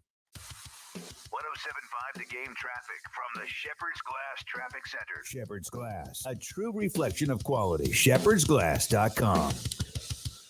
And just 2 incidents to report right now. The first is going to be a disabled vehicle. This is on I-26 westbound around mile marker number 99. And then actually another disabled vehicle on I-26 westbound further up the road there at exit 110. This is Boomer Esiason with the CBS Sports Minute. I love stories about E-Bugs, which stands for Emergency Backup Goaltender. Friday night, Dallas insurance salesman Thomas Hodges, who'd lost sight in one eye but played club hockey at SMU, was forced into action for Anaheim. Although the Ducks did lose 4-2, they treated Hodges like he had just won the Stanley Cup. I'm Boomer Esiason. CBS Sports Radio. Ready for a new ride, but not sure where to start? Meet the tool that makes car shopping and financing easier. With Capital One Auto Navigator, you can find a car and get pre-qualified instantly. You'll get your real rate and monthly payment without even impacting your credit score. It's so simple, you might feel like you're taking the easy way out. That's because you are. Capital One. What's in your wallet? Terms and conditions apply. Find out more at CapitalOne.com/Auto Navigator. Spring is here, which means it's time to take advantage of the Home Depot low price guarantee. We're offering the best brands at the best prices so you can take on as much as you want. Add the thrill of a great deal to the satisfaction of getting your projects done. And if you find a lower price from one of our competitors, we'll match it. Because when we say nobody beats our prices, we mean it. It feels like spring savings at the Home Depot. How doers get more done. Sponsored by South Carolina Education Lottery. South Carolina's beauty is on full display on 5 new tickets. The scenic South Carolina collection of scratch-offs pay tribute to some of the state's most iconic spots. With a top prize of $200,000, it really pays to check these out. See SCEducationLottery.com for game odds and details. Hi, Scott here from Traditions Fine Jewelers with an important reminder for all you guys out there. Sunday, May 9th is Mother's Day. Now let me ask you a question. Is there anyone more important in your life than your mom or your wife? So whether you want to show your appreciation for all the wonderful things your mom did for you, or you'd like to communicate your love to that amazing woman who bore your children, there's no better way to express your affection to the fabulous women in your life than with a gift of jewelry. And Mother's Day gifts come in all sizes and price ranges in our stores, like sterling silver jewelry starting at just $19.99, or half-carat total weight diamond studs just $3.99. Or how about a 1-carat lab-grown diamond starting at just $4? Sorry, guys, I'm a little just they're in between. This is what honestly, what is it? Wednesday, I've got to pay off our wager, and I'll have to stand all show. But that's why I told Patrick, me sitting all show would have been much greater punishment, because even on mornings where we're not, it's not as tough emotionally. Me sitting for 3 hours would be absolutely torture. The Midlands for over 47 years, building their business on relationships, not gifts. And you can call them locally, not a 1-800 number. Call them today at 791-7147 and look for the guys in the powder blue trucks.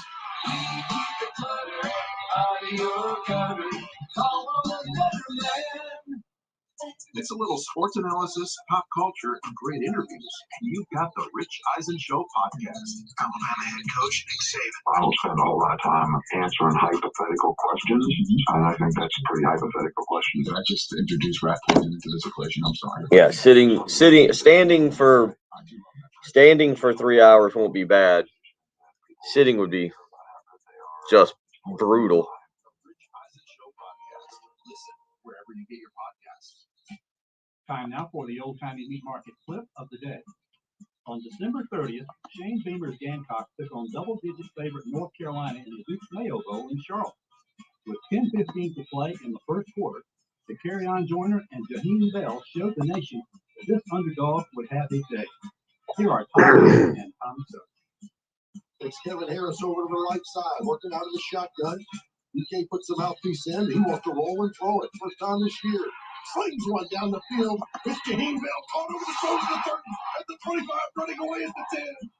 5, touchdown Carolina. Thank you, Ed. Appreciate that. Number 40 tomorrow. Unbelievable. Ugh.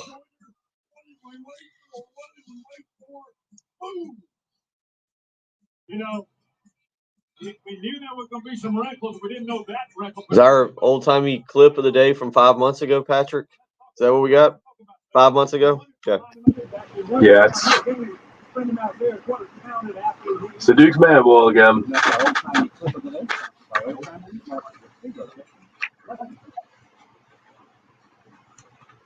Broadcasting live from the Herndon Chevrolet. All right.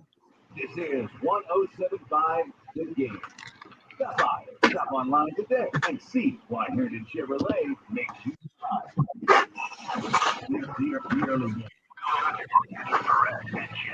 On your home of the Gamecocks, yearly game 1075.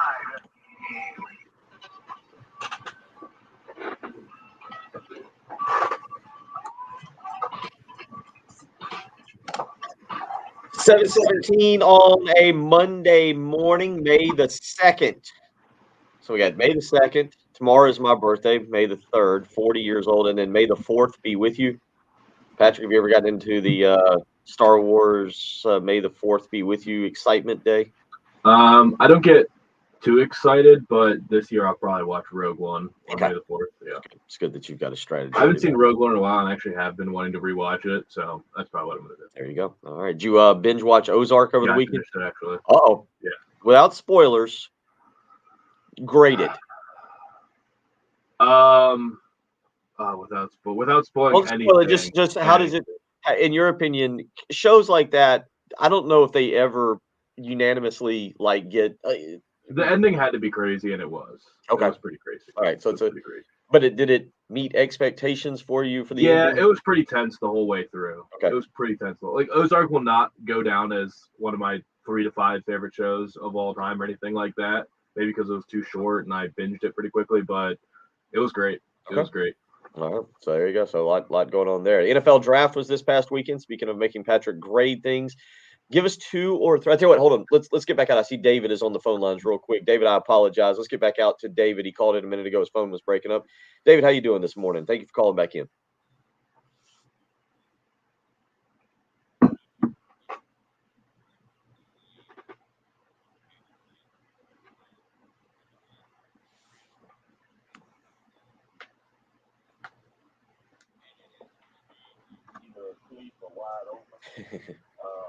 I wrote it during the 5 years and picked at him back to Tom and Taylor show and it was about the time.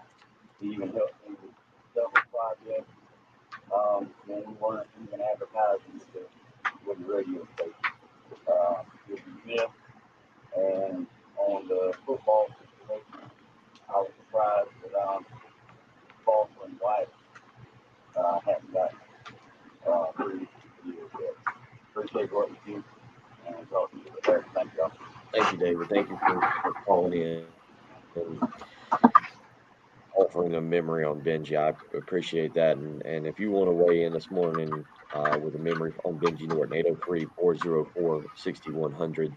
We'd love to hear from you. If you met him in person, if you had a joke about him, I know a lot of you out there certainly gave him a hard time during the South Carolina 5-game win streak. And as David said, Benji took it in stride and laughed, and he was as good-natured a person as I've ever met. And as Patrick said, when we started here, Benji was doing the morning show on one of our other stations, and he was always great to us. And Patrick's 100% right.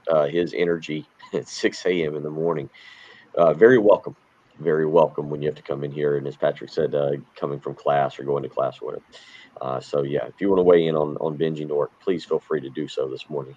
Let's remember him. He will definitely be missed. I remember him getting fired up the day DJ committed.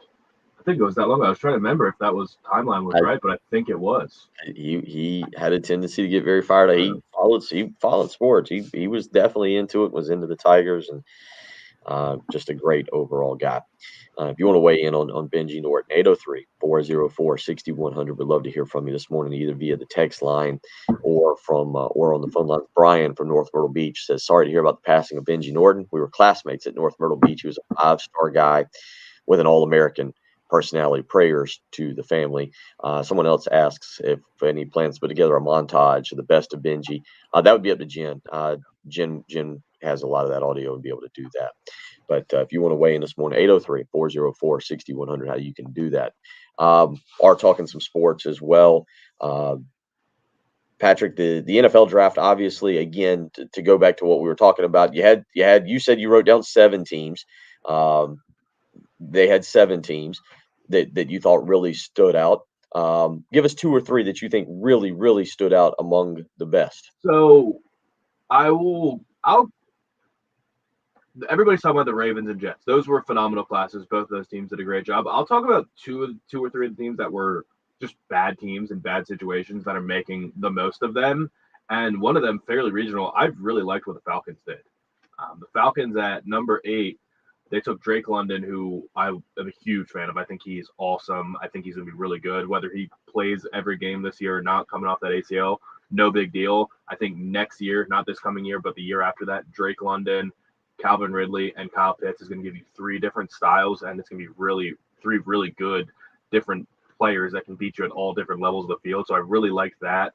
In the second round, they went around and got Arnold Ebiketie from Penn State, who's a freak athlete, pass rusher, really good hands, really technically sound, and also a freak athlete. I think he easily could have been a first-round player. Love him. And then they go and get Troy Anderson from Montana State in the end of the second round. Absolute freak athlete at the linebacker position. Played running back, quarterback, and defense for Montana State. It was a tiny school. He came from a tiny high school in Montana. I think 300 total students. Played every position, played every sport. State champion basketball player, track and field, football, and did everything for Montana State. And has barely played linebacker because he was forced to play offense just to give them a good athlete at running back. So the sky's the limit for him. And then they wait till the third round and they get Desmond Ridder. I'm not in love with Desmond Ridder, but it's worth a shot in the third round that they might have their franchise quarterback. They get an edge rusher from Western Kentucky, who I don't know much about, but I'll look into him a little bit in the 5th round. Tyler Algier, the running back from BYU, I love. A pair of Georgia guys. Justin Schaefer, offensive line, John Fitzpatrick, tight end. And an undrafted free agent, they signed Jared Bernhardt, who was one of the most intriguing people, was the Tewaaraton winner, the best lacrosse player in the country 2 years ago from Maryland, used his 5th year of eligibility to go play football at Ferris State and was the option quarterback, was a first-team All-American, and led them to a national championship in his only season of football. So really intriguing athletic prospect. And the Falcons, I think they did good. Also, really loved, I don't know who I want to talk about next. I really liked what the Texans did. Honestly, I think they deserve a little bit of love because I think they were horribly mismanaged the last couple of years. But Nick Caserio came in there, and I think when he finally had the pieces, he put together a really good draft. Derek Stingley might have been a surprise to some at 3, but he's going to be incredible. He's going to be one of the best corners in the league. They get Kenyon Green, a guy who's played at every position on the offensive line for Texas A&M, and he's nasty. Jalen Petrie, safety/slot corner, is going to be really good from Baylor. He'll step in and start day one. They trade up to get John Mechie from Alabama. I think that was one of my least favorite picks. They probably didn't need to trade up for him, but oh well. Christian Harris is Bama linebacker, pick 75, phenomenal player. Damian Pierce, the running back from Florida, a lot of people think is the most underrated player in this class because Florida, just for whatever reason, underutilized him, and he can be a great NFL back, and we're going to be looking at him saying, why did he not get more carries at Florida? So loved what the Texans did. And then the Chiefs, I think, just had an incredible class. Trent McDuffie, George Karlaftis in the first round. Great values of both those picks. Starting corner, starting edge rusher, both incredible. And then to get Sky Moore at pick 54, the wide receiver who I would have rather had than Jahan Dotson, who we picked at 16. Just a great deal for them. They're going to continue to be great. The one team that I think did a really good job given the circumstances, made waves on day one, the Titans, having to trade A.J. Brown. Apparently, they offered him $16 million a year, and he just laughed at them, and then they traded him. That's a joke that they offered him that. I don't know how they thought they would get away with that.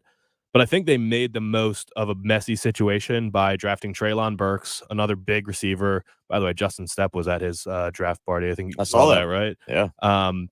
Then in the second round, they get Roger McCreary, corner from Auburn, who would have been a first-rounder if his arms were a little bit longer, but just a good guy to have. Nicholas Petit-Frere, multi-year starter at Ohio State on the offensive line, and then they get Malik Willis. So I thought the Titans might go Malik Willis at the top of the second round. They were able to wait till the third round and get potentially their future starting quarterback, let him develop behind Ryan Tannehill for a year. If he's a late bloomer, so be it. You got time. I just think that's a great spot for him to be in, and then just polish the class off with Hassan Haskins, running back from Michigan, Chigakonkwo from Maryland, a tight end who ran the fastest 40 of all the tight ends. Nice athletic project there. And then Kyle Phillips, who will be an incredible slot receiver for a long time from UCLA. Absolutely dominated LSU in that game and was just really solid all year long. So those are a couple of classes I loved. The 7 that I said I'm in love with their classes were Ravens, Jets, Chiefs, Falcons, Titans, Seahawks, and Texans. Those are the classes I love. Seahawks, huh? I thought the Seahawks did a really good job. They got Charles Cross, that offensive lineman that the Panthers might have liked. Boye Mafe, an athletic project, pass rusher from Minnesota in the second round. And then they got Kenneth Walker, who could be the best running back in this class. Abraham Lucas, an offensive tackle from Washington State, who's could have been a first rounder. They got him in the third. Kobe Bryant, who was the defensive player or the what's the defensive back award called in college football? I can't remember what it's called, but he won that instead of Sauce Gardner. He was the nationally best defensive back in the country. Tariq Woolen, who's just switched to defensive back a couple years ago, but he's the guy that literally was like 99th percentile athlete at that position. Just a really good class from Seattle, who I usually don't like the way they draft. Just looking to see if I can look that up real quick. We'll track down that one. 803-404-6100. We'll get more thoughts on the NFL draft. We'll get back into the discussion of name, image, likeness. This Jordan Addison situation, Southern Cal. Jim Thorpe award, by the way. Jim Thorpe, thank you. Yes. This Jordan Addison situation with Southern Cal, and speaking of the Jim Thorpe award, the other side of that is the Biletnikoff award winner, who is Jordan Addison, supposedly transferring or considering transferring to Southern Cal. Not just because, well, Southern Cal, a better school or a bigger brand name than Pittsburgh, but because Southern Cal may have offered him a $3 million name, image, likeness deal to go along with a house. Got a feeling it's not just a regular house. I got a feeling it's the one Reggie Bush got to go hang out and win a Heisman or something like that. It would be nice if they just keep passing along the lease to that house. Yeah, kind of like you know how some teams have the special number. Like, do we think they bought him the house, or are they just giving him a year of free rent? I love the idea. That actually is great to me. Like, if South Carolina could get hold of the Muschamp house on the lake. Right. Like, it's a great idea if one booster is willing to just buy a house and then just give it to a player each year. And this is like the house, like the star player's house. Yeah. I mean, there's your name, image, likeness. Like, hey, you come to our school, we'll give you some money. Yeah. You got a house on Lake Murray. You got a mansion on Lake Murray. There you go. That, I mean, we'll see if we can dig into a little bit more of that. But we'll talk about this because, man, I for a person who loves college sports, football and basketball, seeing some of the things that are happening right now, just absolutely crazy. We'll talk about that more. You're rolling along. May the 2nd here at 7:29 a.m. It's the early game on 107.5 The Game. Did you miss South Carolina head football coach Shane Beamer's sit-down with the halftime show? That was a great day for South Carolina football, University of South Carolina in general, that day in Charlotte. Well, you can check it out on the halftime show's show page at 1075thegame.com. But then as a dad, pretty cool to be able to, your son gets dumped with Gatorade on the sideline the same time you do. He didn't have to do the mayo bath like I did. But, you're home of the Gamecocks. I wasn't hired here to go 6-6, every single season. We did a lot of great things, but to me, 6-6 is average. 1075 The Game.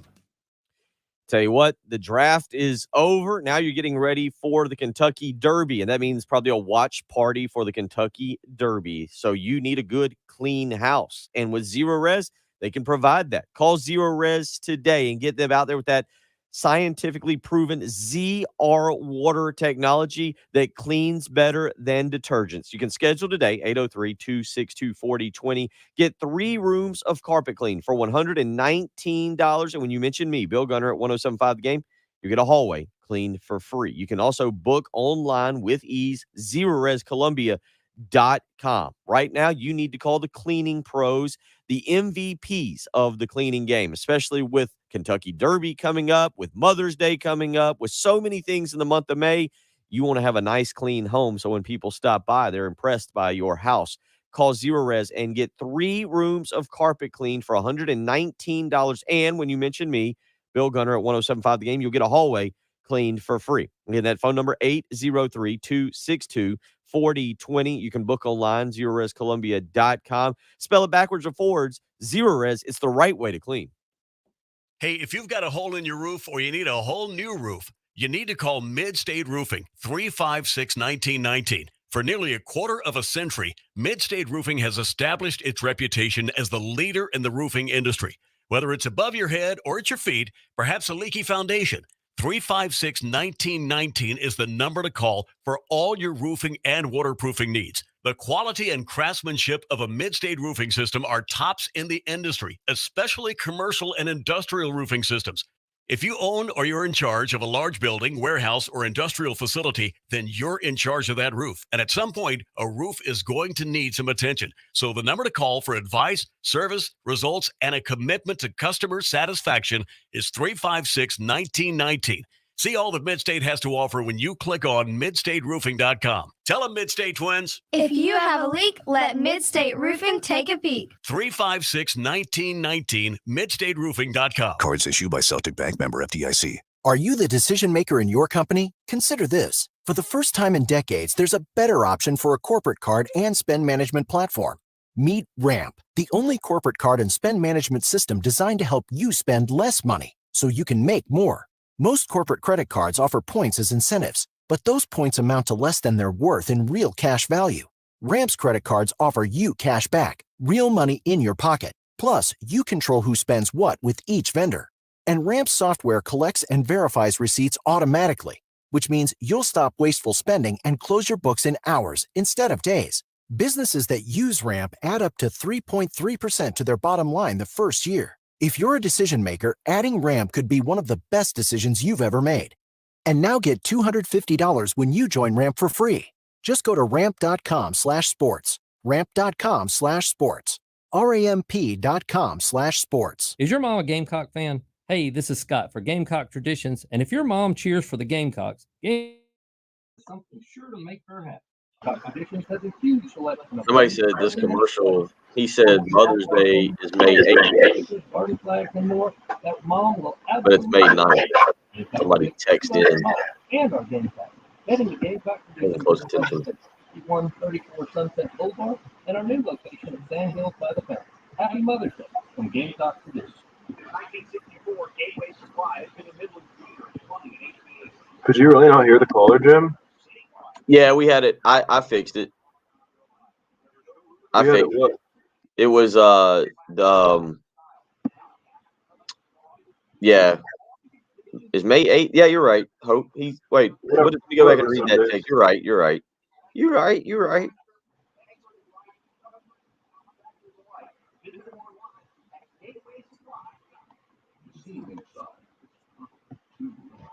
Oh yeah, that guy's wrong.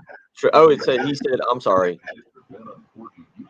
He texted in and said that the commercial said that Mother's Day is May 9th, not May 8th. I had it backwards. Yeah, May 9th.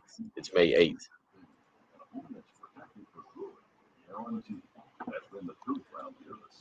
Thank you, Hope, for keeping everybody straight. Visit TrustTerminex.com to keep these pesky outlaws dead outside. What we're talking about on 107.5 The Game. Hey.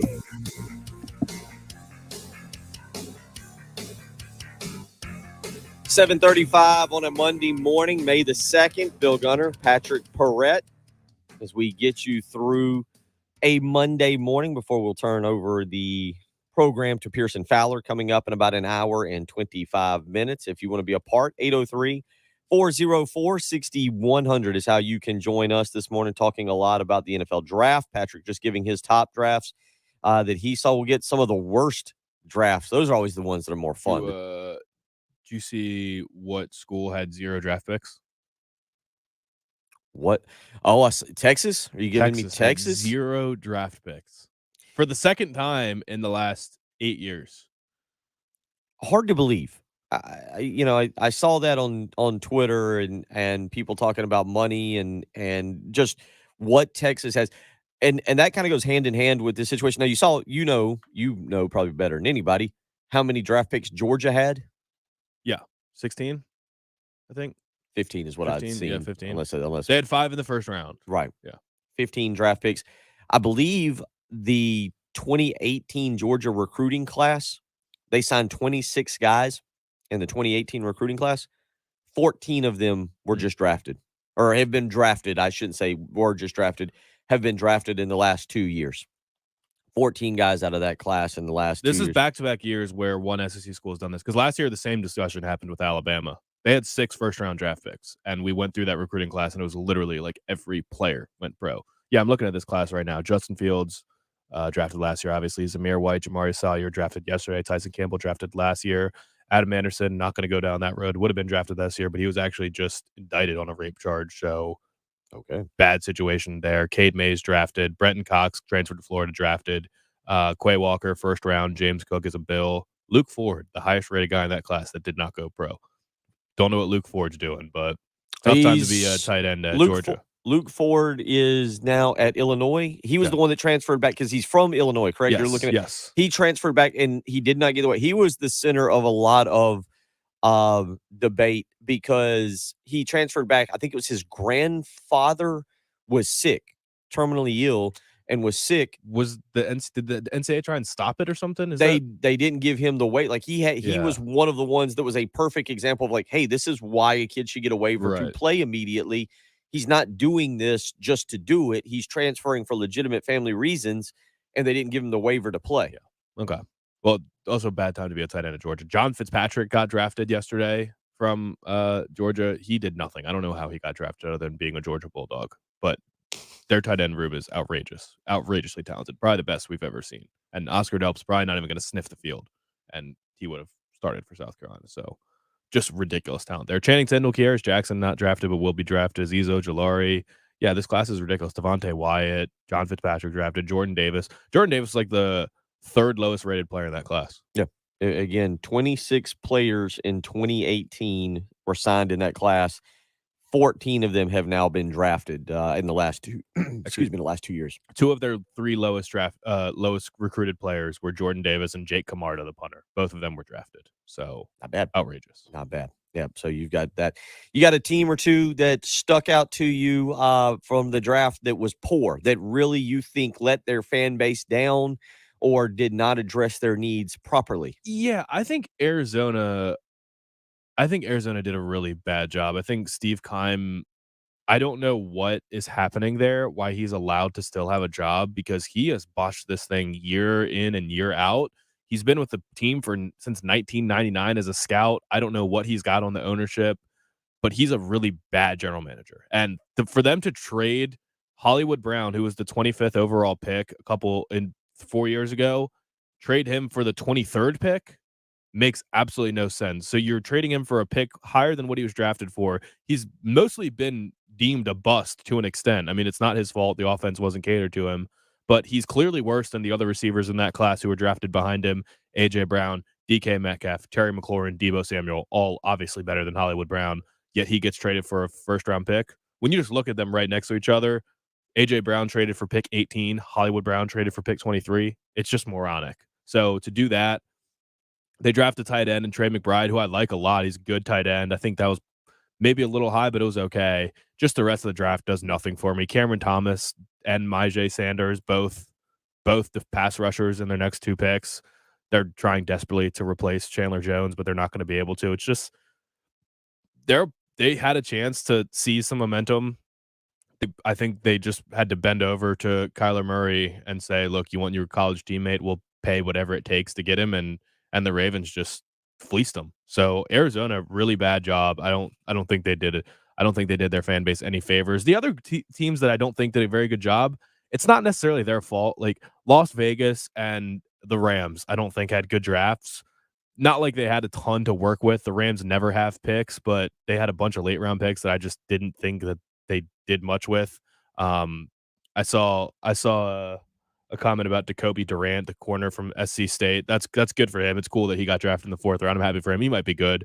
But the rest of their draft was just meh. They got Darian Kendrick in the 6th round. He's literally slower than Jordan Davis. He'll never be able to make it as a corner in this league. And the Raiders, I'm just not thrilled with anything they did. They drafted a guard/center in the 3rd round. Zamir White, I think, is a reach in the 4th round. Freak athlete, but just not really moving the needle at all, but not like they really expected to. Same with Miami. All these teams, the theme is they traded their 1st and 2nd round picks, so you're not going to get some incredible haul.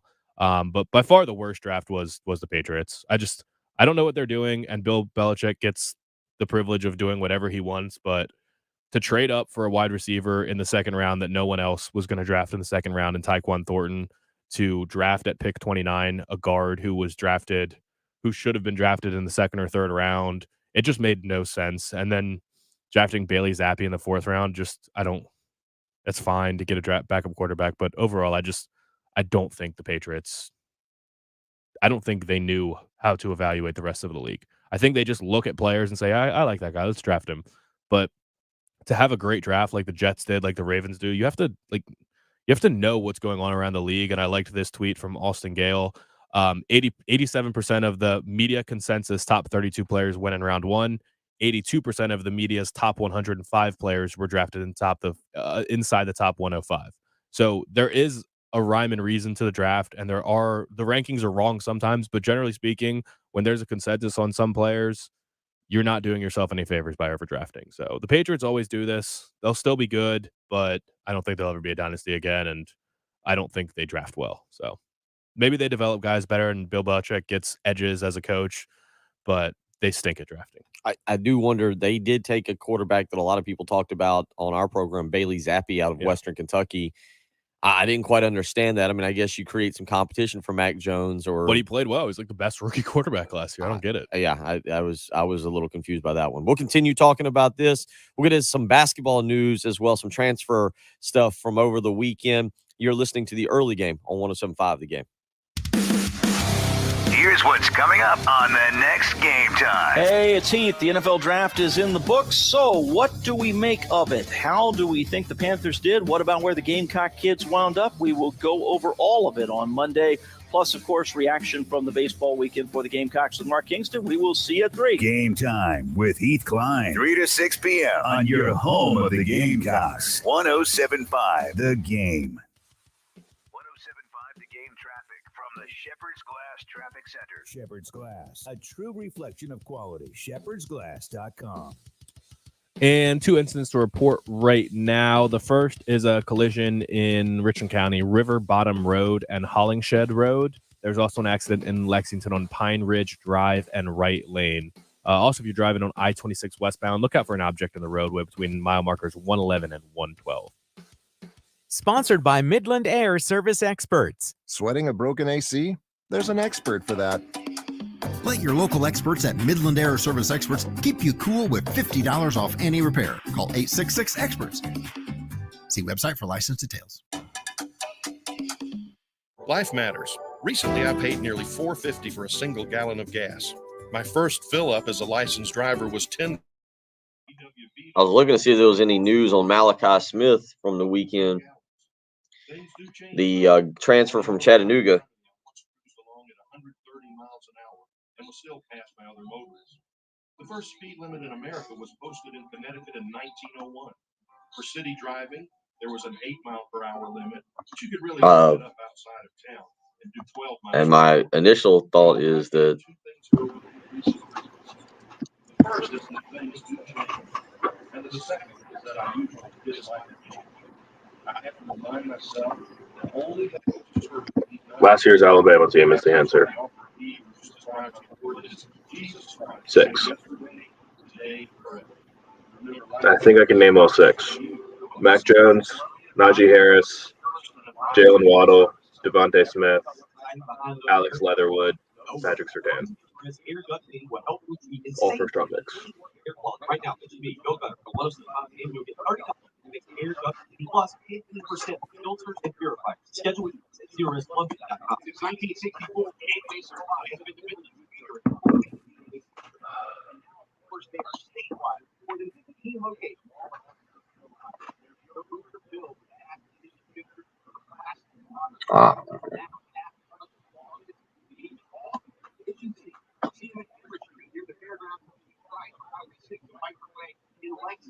Design services, expert advice for customers, right.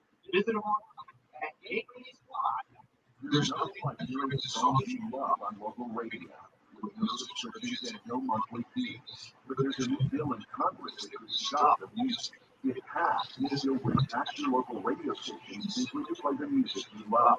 Test local July 2 to 6 and ask Congress to support local radio stations. Help us keep you connected to music, local news, weather, and traffic that you need each day. This message furnished by the National Association of Broadcasters. Hey, y'all, this is Cheryl Underwood, and I want to tell you something. My digestion system used to make me feel sluggish, but those days are over. Now I feel great. That's because I increased my fiber intake with the Metamucil 2 week challenge. I couldn't still, but I just took Metamucil every day for 14 days, and it's really that easy. Metamucil Collection removes the weight and weighs you down, so you feel lighter and more energetic. Now I never want to go back to that heavy feeling. Are you ready for the Metamucil 2 week challenge for a coupon and daily support? Sign up at Metamucil.com today. Jalapenos. Focus on the air. Captivated small provides fast, effective relief from nausea, heartburn, indigestion, upset stomach, and diarrhea. All the things that can happen unexpectedly on vacation. So before you travel, pack the Pepto. Pepto is long. I don't see any information. That's kind of crazy in this day and age where there's just no information about Malachi Smith and what he may or may not be doing. Broadcasting live from the Herndon Chevrolet Studios.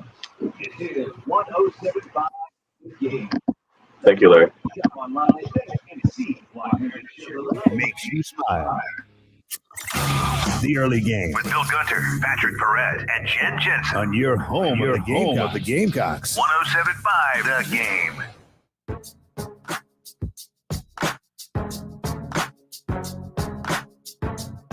7:48 on a Monday morning, May the 2nd. Bill Gunner, Patrick Perret, Jen Jensen will be back tomorrow morning with us. So we will, I guess, have a celebration. I don't know. 40 years old I'll be tomorrow. Be interesting to see how I feel in the morning. If you want to weigh in this morning, 803-404-6100, how you can do so. We've talked a lot, obviously, about the NFL draft. Patrick has given his best and worst draft so far that he has seen. We've talked a little bit about South Carolina baseball. They sweep Alabama or finish the series off on Saturday with an 11-5 victory to sweep the Crimson Tide. North Carolina A&T is up next on Wednesday night over at Founders Park. You can hear that right here on 107.5 The Game. And then this coming weekend, South Carolina heads to College Station, Texas, to take on Texas A&M. They are 2-10 on the road this year. Patrick has talked about that in true road games, not in neutral site games. And South Carolina will need to improve upon that with 6 of the final 9 SEC contests being, Patrick, in an opponent's ballpark. They go on the road to Texas A&M and on the road to Florida. Other news from the weekend, Max Klesmit, the guard from Wofford, the transfer guard, transfers back home to Wisconsin. Patrick, that was a guy that a lot of people I thought was one of the more important transfers for Lamont Paris in South Carolina because he really is a good shooter. Again, coming up from the SoCon to the SEC would have been a big difference from him and how he would have been defended. But he will transfer back to Wisconsin. The other guy that everybody's keeping an eye on is Malachi Smith, the former Chattanooga player who played for Lamont Paris.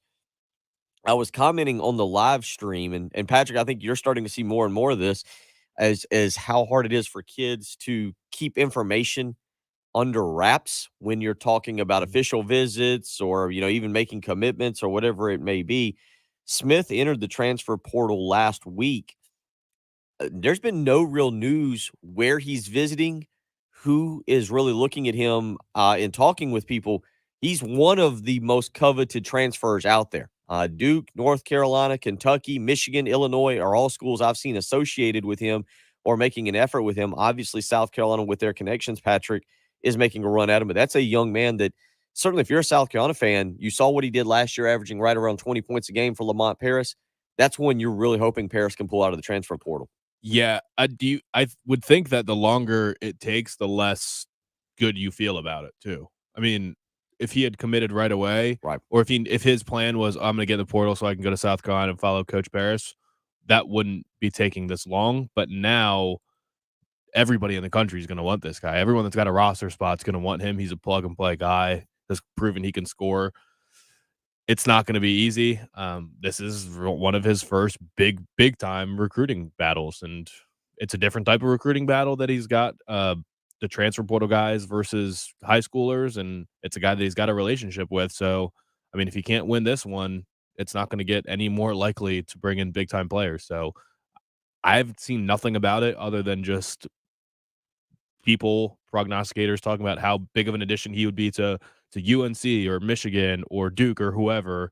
Everyone is going to be in on this kid. So it's not going to be easy. I wouldn't be expecting him to commit to South Carolina. You make a good point about the recruiting chops of one Lamont Paris. This is one, you give him I give him a pass on G.G. Jackson, kind of to a lesser extent on Julian Phillips, guys that, Paris is coming in late on, where he was not recruiting G.G. Jackson, and with what Jackson elected to do and going ahead and making a commitment, makes it very difficult on Lamont Paris. So I don't really look at that as a sign of how he will or won't recruit. But with Malachi Smith, there is a relationship there, obviously, having coached him at Chattanooga. Can he, Lamont Paris, pull Malachi Smith away from the big boys? Because this is an instant starter. This guy comes in after everything you lost. This would be your most proven player on South Carolina's roster if you can land him. And again, I don't know if there's no word out there on even where Smith is visiting, or right now I think I've seen Jeff Goodman and a couple other guys, a couple times John Rothstein, put out like ridiculous lists of like, oh, so-and-so's in the transfer portal. And then they have like 47 schools that have contacted the kid. You don't even have any of that with Malachi Smith. But Patrick, again, I think this is one. Lamont Paris has got a step ahead of everybody because of the relationship, because Malachi Smith was able to perform and make himself, I guess, at least worthy of getting NBA discussion. He's pulled his name out of the draft and now entered the transfer portal. But it is going to be interesting to see if Lamont Paris is able to pull this, especially given that he's got two former assistants, Tanner Bronson and Eddie Shannon, on his staff here at South Carolina. That's the thing. He's got the head start. So, I mean, you got to be able to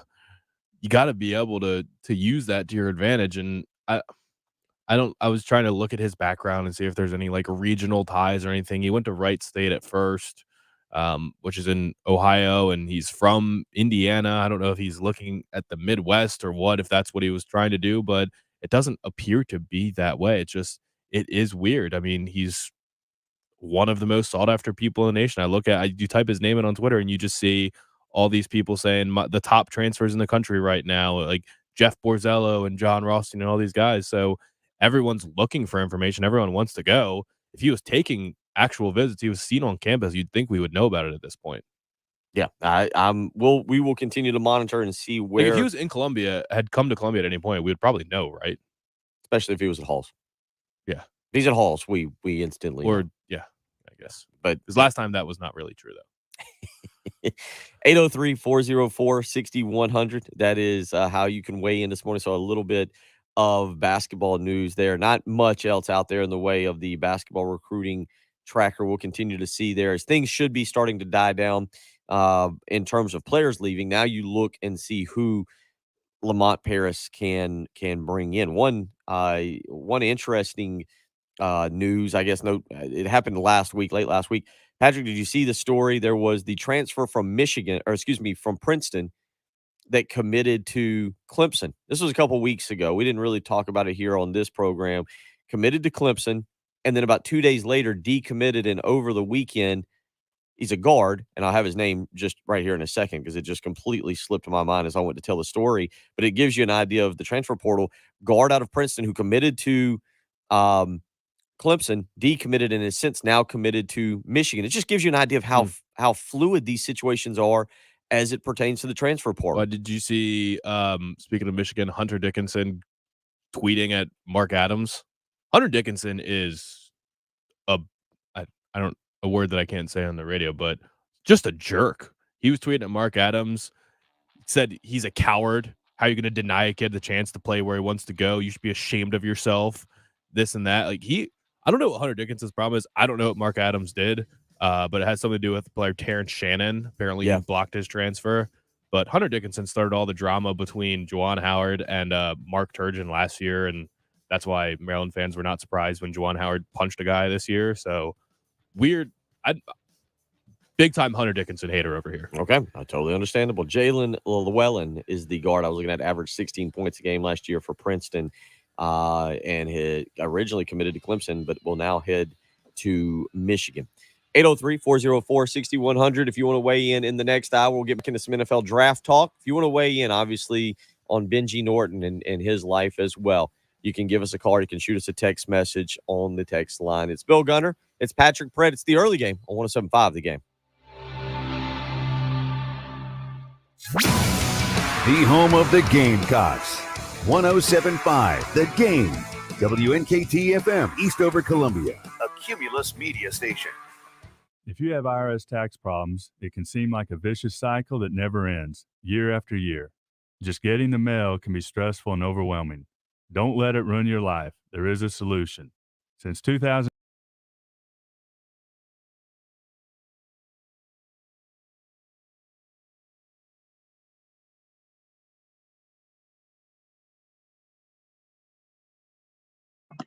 Move around for a second. Oh, gosh.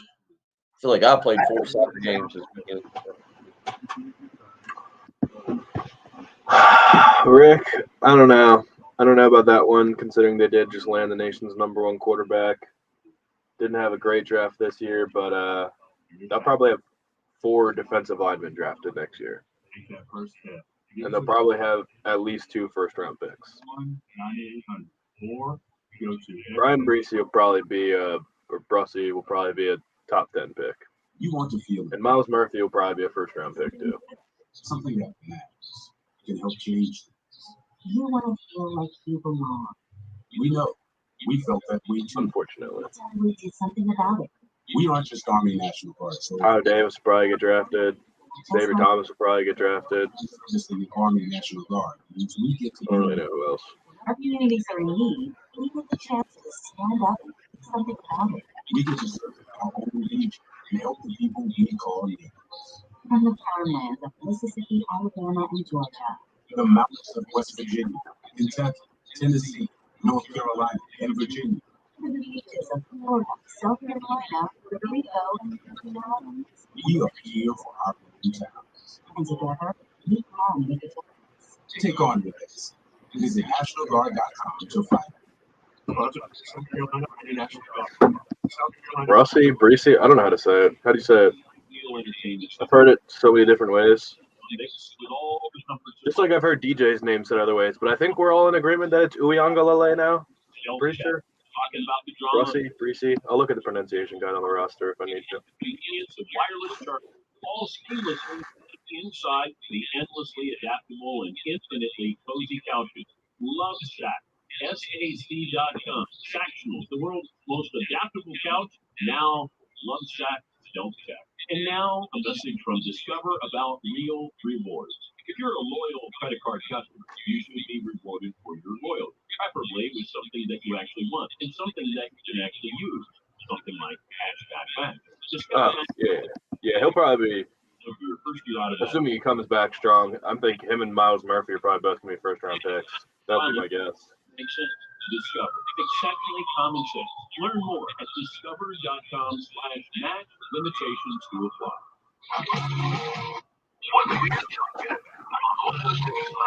Sponsored Chevrolet. It's Truck Month, and that means the biggest savings of the year, and none of the price hiking add-ons. I-26. Everything at lovechevy.com. No, we're done. Oh, we're done. Yep. It doesn't exist anymore. Yeah, I don't have a thing for today.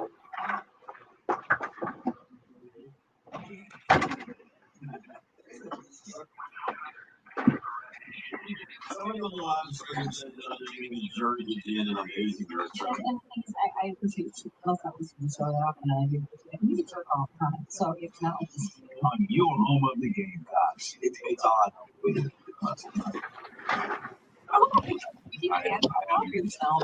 It's great. 107.5 The Game.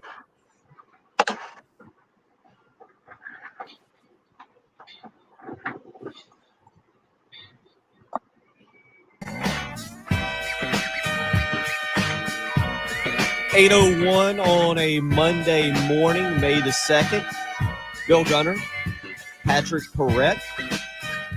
A weekend that was a lot of fun stuff over the weekend. Patrick, did you get much into the NBA, or were you just fully locked in on Ozark and the NFL draft? I got more into the NBA yesterday. Just the whole weird game with the Warriors and Grizzlies. Do you see that? Everything that went down there? Did you, first of all, I guess Draymond was the most relevant storyline. I did not watch that one last night. Draymond Green got ejected. It was a weird kind of soft flagrant 2 foul that probably only Draymond Green would have got ejected for. But then he just went nuts and started running around the court, hyping up the fans, ran into the locker room before they even announced that he was ejected, sat down and recorded a podcast. Of course. Sports is weird. It's such a Draymond Green thing to do. Such a 2022 story. Such a Draymond Green thing to do. But yeah, just went wild. Like, was, I guess, laughing it off and was trying to not show his anger by being overly excited. But then, yeah, recorded a podcast. It appeared to be before the game ended because he put it on his Instagram story that he was recording the podcast. Okay. But then the ending of the game was really weird too, where Klay Thompson missed two free throws at the end of the game to potentially go ahead 3 points. And with 6 seconds left, there was a out of bounds call that they just called a jump ball because they just didn't want to make a call. And the Grizzlies had a chance, and John Morant had a chance to win it at the buzzer and miss. So really exciting game there. Yeah, Klay Thompson missing 2 free throws. Wild situation there, and a very good game. 117-116 Golden State wins last night. That's the first game of that series. That'll be a fun series to watch, actually, if you want to get into like a lot of offense, not a whole lot of defense. Want to see some exciting players. Steph Curry and Klay Thompson against Ja Morant. Apparently, Draymond Green will play some and not just go around recording podcasts. Who knows? He's wild. But that should be really good. Milwaukee, Boston. I watched a little bit of that yesterday. Giannis is unstoppable. He's ridiculous. Did you see the off the backboard?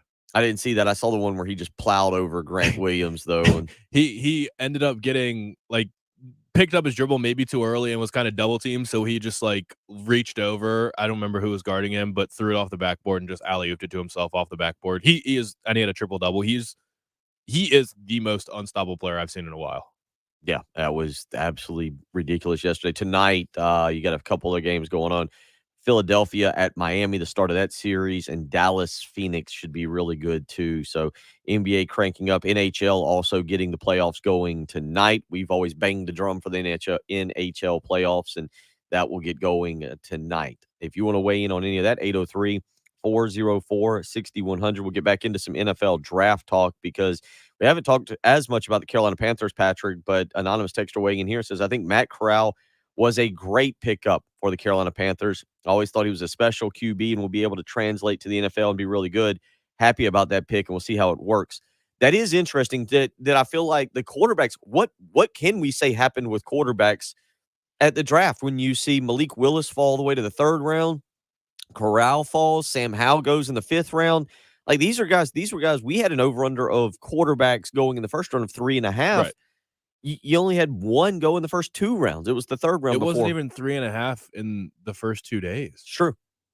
I don't understand. I'm still confused about it. At a certain point, the value was just there. Like, I don't know why everybody waited till the 3rd round. Maybe they just were waiting for everyone else to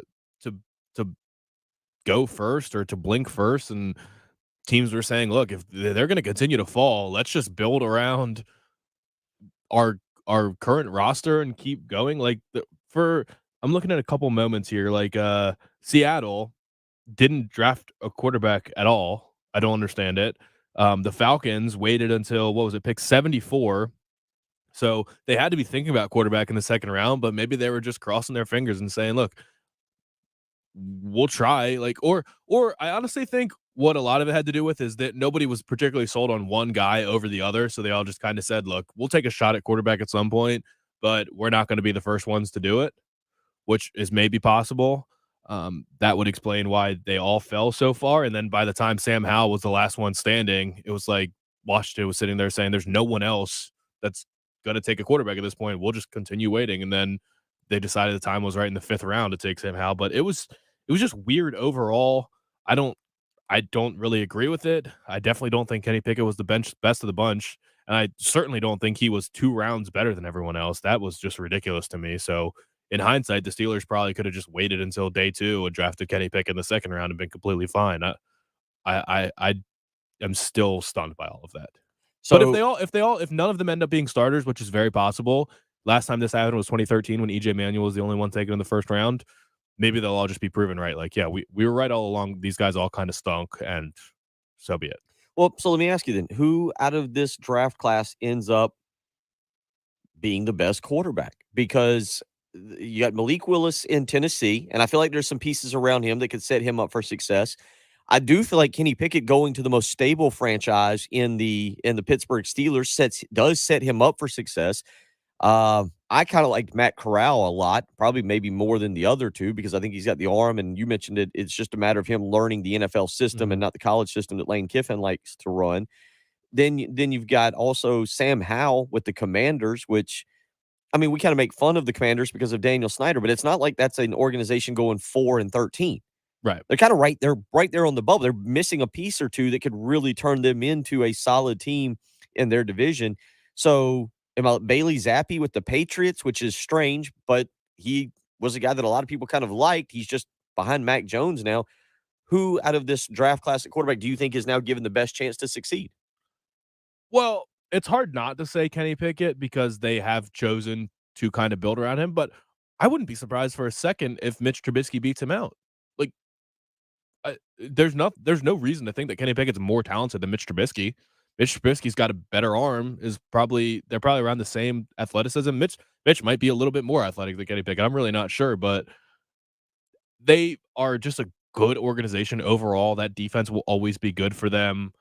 They'll just do the right things, make the right decisions. They did draft George Pickens, which I like, and they drafted Calvin Austin, who's a little gadgety guy from Memphis, who's extremely electric. So between those two, Chase Claypool, who we'll see how much longer he sticks around there, and then Deontay Johnson, who's awesome route runner, just a stud. They have some weapons, so Kenny Pickett actually isn't going to be in a terrible situation. I don't think anyone else is really going to be expected to start year one. I mean, maybe Desmond Ridder can win the job from Marcus Mariota by the end of the season, but he's not going to go into camp as the starter. And then outside of that, it's like, okay, well, Malik Willis might be handed the keys next year. If things go poorly in Tennessee this year, they're not going to continue paying Ryan Tannehill $20 million a year. Maybe he takes a pay cut or something to stick around in Tennessee after this year. But I would think that Malik Willis going into next year has his year to learn the NFL and get all that out of the way, work on his accuracy in practice, mechanically, whatever he needs to do, learn from Ryan Tannehill. And who knows what Derrick Henry will look like over a year from now. But you would think that Malik Willis as a rushing threat with a huge arm, able to stretch the field, Derrick Henry, the best running back in football, arguably, Treylon Burks, a run after the catch guy, big target. He'd think he would be in a really good position going into year two. So the redshirt year from Malik Willis, I think is the most appealing for everyone else. 803-404-6100. One of my favorite tweets from yesterday, Patrick, was Isaiah Likely, the former Coastal Carolina tight end, goes to the Baltimore Ravens, says, "I'm realizing now I'm finally going to be in Madden 2023." It's true. I mean, is that part of it? Like, yeah, you're like, all right, that's awesome. Just realized the dream. Oh, yeah, Madden. I get to be on a video game. I'm going to be part of a video game that I don't have to create myself. Yeah. I like that. I like what the Ravens did. The Ravens had 6 fourth-round picks. That's outrageous. And with them, what'd they do? They drafted a corner from Bama. They draft a 400-pound offensive lineman from Minnesota. They draft a punter, and then they draft 2 tight ends, which they drafted Isaiah Likely, who's more of a wide receiver, basically. His stock dropped big time because he was not fast. He was like a 4.8 guy, and he was expected to be in the 4.5s. And the other guy they drafted was Charlie Kohler, which, if you remember, he was from Iowa State. Big guy, blocker. So 2 different styles of tight end in the 4th round. Love that fit. Coastal Carolina had a good day. That guy, Jeff Gunter, was drafted by the Bengals, the defensive lineman. So things are looking good for Coastal. 803-404-6100 is how you can weigh in this morning. We'll continue talking about the draft. We'll get into the Jordan Addison news, the Pittsburgh Panther wide receiver that if he transfers to Southern Cal, man, I don't, and I don't know if whose fault is it? It's the NCAA's. Like, you can't really blame a kid for taking $3 million and moving to LA in a free house, right? And to play with and there's And to play just with Caleb there's Williams, just the element of playing with Caleb Williams, who and for Lincoln Riley, and for in Lincoln Riley's offense. Like if we were just doing that and not talking about the supposed name, image, likeness deal. If you haven't heard, Jordan Addison is the Blitnikoff Award winner for Pittsburgh. He won the award this past year, given to the nation's top wide receiver. Addison has hauled in 100, had 100 catches, 1,593 yards, and 17 touchdowns. He has obviously been very good for Pittsburgh. And reports came out on Friday that he was considering entering the NCAA transfer portal to go to Southern Cal. Okay, if you just read it at that, if you just take it at that, you go, oh, okay, well, that makes sense. His quarterback, Jordan Addison's quarterback, Kenny Pickett, has gone to the NFL. He wants to continue his production, probably become, I don't know, Patrick, I don't know where you'd have him on your big board going into. He's expected to be a first-round pick. Yeah, okay. So a first-round pick for next year. That would make sense. You go, okay, Caleb Williams, Lincoln Riley's offense, I get it. It all makes sense.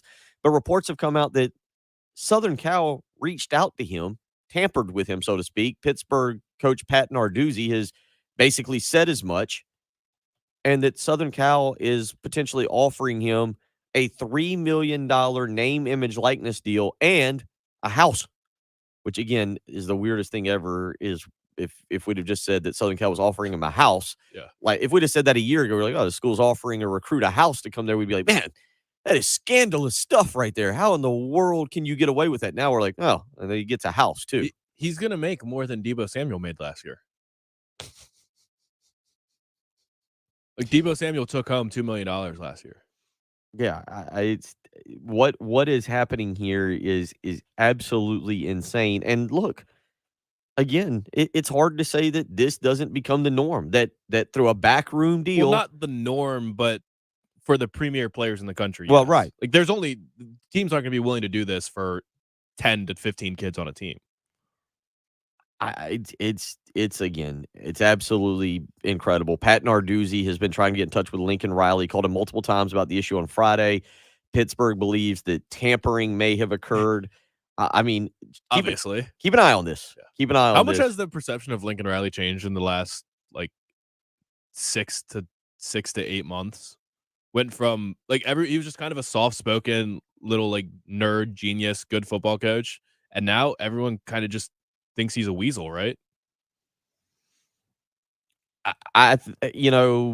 What may have happened at Oklahoma, where if he strung LSU along, but had the Southern Cal deal in play. There's rumors. I'd have to go back and look. There are rumors that he left midweek. Lincoln Riley left midweek to fly to California. In the middle of the season to meet with Southern Cal administrators, and that basically the deal was done, and that he checked out mentally the remainder of the year. And everybody thought it was LSU. Oh, LSU is probably where he's going. And then he made that statement, I'm not going to be the next head coach at LSU. At LSU. Yeah. He's kind of a little rat. Lincoln Riley is definitely, I think, is become more of a villain in college football now than he initially was. And if this goes through with Jordan Addison, it'll something to keep an eye on. 803-404-6100. So we got a lot of sports that we can get into this morning. NFL draft. Certainly talking about the Jordan Addison thing, South Carolina baseball sweeps over the weekend, but we would be remiss if we don't continue to talk a little bit about Benji Norton, who, again, a big, huge part of this program, passing away yesterday suddenly. I've seen Tommy Moody walk into the studio. I know Tommy and obviously Bob Shields, and Tommy and Bob and Benji, they were fantastic. They set the precedent here for the morning show that Tim Hill and I tried to live up to.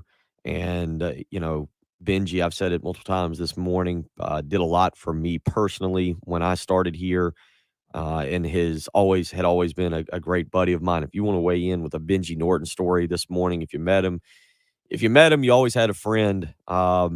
Michael weighs in this morning and says, heartbroken this morning to learn of the passing of Benji. He was a radio icon in Columbia for many years. He and Bob Shields were a great pair, both gone far too young. Radio will never be the same. It stinks, to put it mildly. Benji Norton was a great friend of anybody he met and would do anything for you. And we are saddened by the loss of a great friend and somebody who did so much for this program, this 6 to 9 a.m. program, who did so much for the station, who was a radio icon in this town. And I'm glad to say that I know him. Patrick's talked about the energy, and Patrick, I'll let you speak for yourself and how Benji helped you when you started here. And we're sad. I mean, and Jen will be here. Jen and I talked yesterday, and she is sad that she can't be here. She's flying back today from Chicago. But Patrick, Benji was a big part of our life, and glad to say we knew him. Yeah. And I mean, he was here for the first year that I started radio. So whenever I had questions about producing, he would always be able to run in here during his breaks and help me out.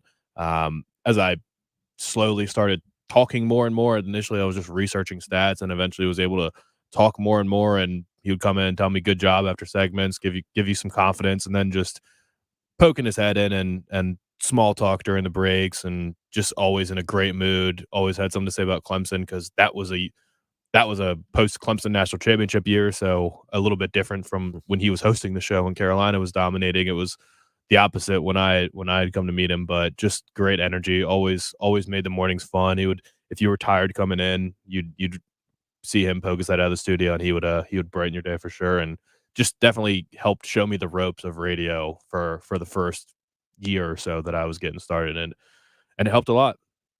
A couple of you weighing in. John saying Benji will be missed. Great Columbia radio personality. One of my favorite memories was when Benji, Bob, and Tommy spent 20 minutes one morning trying to decipher the meaning of pumped up kicks after Dave played it as an intro. I can see that. Yeah, it sounds like that was something. Billy weighing in and says, sorry to hear about Benji. He was awesome and will be missed. That's exactly right. We're thinking of Benji Norton and his family this morning. Thoughts and prayers to that family, the Norton family. Certainly a great guy. If you want to weigh in, 803-404-6100. It's the early game on 107.5 The Game. Here's what's coming up on the next halftime show. Hey guys, Jay and Terry coming up on the Monday halftime show. We will recap all of the Gamecock baseball action after the series with Alabama. The NFL draft is complete. We'll look ahead to the 2023 mock. No, we won't. I just saw a 202026 mock draft I want to go over. Good, it's really that good. high school junior kid. Exactly. Yeah, he's going to go really high. And you know who's going to? The Jaguars. Absolutely. We'll have that for you and a whole lot more Monday at noon. See you then. The halftime show with Jay, Terry, and Tommy. Noon to 3 on your home of the Gamecocks. 107.5 The Game. Been having issues with your back lately? Need to go see a chiropractic center? I've got just the place for you. KC Chiropractic Center over in West Columbia. It's right next to Krispy Kreme. That's how I'm very familiar with it. But you'll be familiar with the great doctors, Dr. Pate Cooper and Dr. Roman Cooper, for the job they will do getting you back to enjoying the lifestyle you want to live. Both with over 20 years of experience in the chiropractic industry. Both fantastic when it comes to chiropractic, healthcare, and non-surgical disc decompression that will alleviate low back pain, mid-back pain, neck pain, headaches. You get the point. Call KC Chiropractic today to schedule an appointment to get yourself out of pain. 803-796-2424. They'll file all major insurance plans. And at KC Chiropractic in this center of Columbia, there are absolutely no excessive, crazy care plans of excessive treatment or scare tactics. They do not run their patients through the mill. They will offer you a pay-as-you-go practice. So if you've been suffering from back pain, whether it's your lower back, your mid-back, your shoulders, or your neck, it's time to call KC Chiropractic Center, Dr. Pate and Dr. Roman Cooper. Get that appointment lined up, 803-796-2424. Let me give you that phone number again, 803-796-2424. Let Dr. Pate and Dr. Roman Cooper get you back to enjoying the summer you deserve at KC Chiropractic Center, 803-796-2424. That's KC Chiropractic Center. 107.5 The Game traffic from the Shepherd's Glass Traffic Center. Shepherd's Glass, a true reflection of quality. shepherdsglass.com. And we have got one collision right now. This is a hit and run reported in Lexington, I-20 eastbound. That's going to be around mile marker 55. Again, that's a hit and run reported on I-20 eastbound, mile marker 55. This is former Science with CBS Sports Fan. Tampa Bay begins its quest for a Stanley Cup three-peat tonight to Toronto. Lightning have played lots of hockey. That is pretty cool, Travis. I see the Maple Leafs finally breaking through in 7. That is pretty cool. Eastern Conference opener. Carolina has owned Boston this season. I'm picking the wild card Bruins. Who was the Jags' 222nd pick? Who's the Jag? I don't know. Let's see. Yep, RL. You can check that out on Twitter. Montarik Brown. That's at 10 a.m. this morning. Patrick, did you address this? Debo and Jimmy G. Would Carolina take Jimmy G now that they've got Matt Corral? I mean, you don't really make that trade, do you? No, there were rumors that they were talking with Cleveland about Baker, and then as soon as they drafted Matt Corral, they lost interest. Who asked about the Giants? Just isn't stopping like it used to. You may need new brake rotors and pads. Now through May 24th at O'Reilly Auto Parts, get 15% off a set of Brake Best Select or Import Direct brake pads and 2 rotors. Restore safe. Did you figure out the draft? What? Oh, Montarik Brown, corner from Arkansas.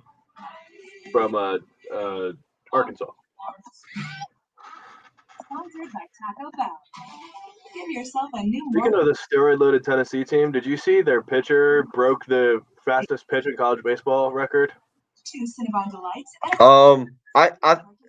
Wes Rucker put out a tweet. He thought it was the second fastest pitch.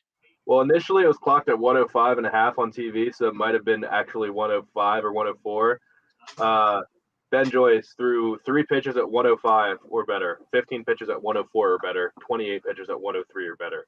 I'll get you to read that. Hold on to that. That's ridiculous. Ridiculous. Craftsmanship of a mid-state roofing system are tops in the industry, especially commercial and industrial roofing systems. If you own or you're in charge of a large building, warehouse, or industrial facility, then you're in charge of that roof. And at some point, a roof is going to need some attention. So the number to call for advice, service, results, and a commitment to customer satisfaction is 356-1919. See all that Midstate has to offer when you click on midstateroofing.com. Tell them Midstate Twins. If you have a leak, let Midstate Roofing take a peek. 356-1919, Hey, midstateroofing.com. it's Steve here with Jacob Crowder. We all know affectionately as the mortgage guru. Jacob's in his 2nd decade advertising the 1075 game. He's helped hundreds of 1075 listeners. It's time he helps you. Thank you. It's always a pleasure to help the 1075 faithful. With the new year, people are focusing on housing needs. If you are looking to purchase a new home, I would love to help you. Call me, 203-719-1005, or you can email me at jcrowder@firstcurve.com. With a fresh start in the new year, I bet people looking to save money right now. Oh, Rick. Yeah. Yeah, I liked the Giants' first round a lot. After that, it was just okay. I think they overdrafted Wan'Dale Robinson, and he's just like a not as good version of Kadarius Toney. Bank is an equal housing lender. Cordell Flott is like 160 pounds soaking wet. The corner that you drafted from LSU. Maybe he'll get better, but he came out a little early. No one else like really fires me up. I think Daniel Bellinger, the tight end from San Diego State, could be pretty good. A little intrigued by the linebackers you drafted, Micah McFadden and Darian Beavers from Indiana and Cincy. Broadcasting live from the First round heavy draft. studios. This is 1075 The Game. Shop online today and see why Herndon Chevrolet makes you smile. The early game With Bill Gunter, Patrick Perez, and Jen Jensen. on your home of the Gamecocks. The early game, 1075. The game.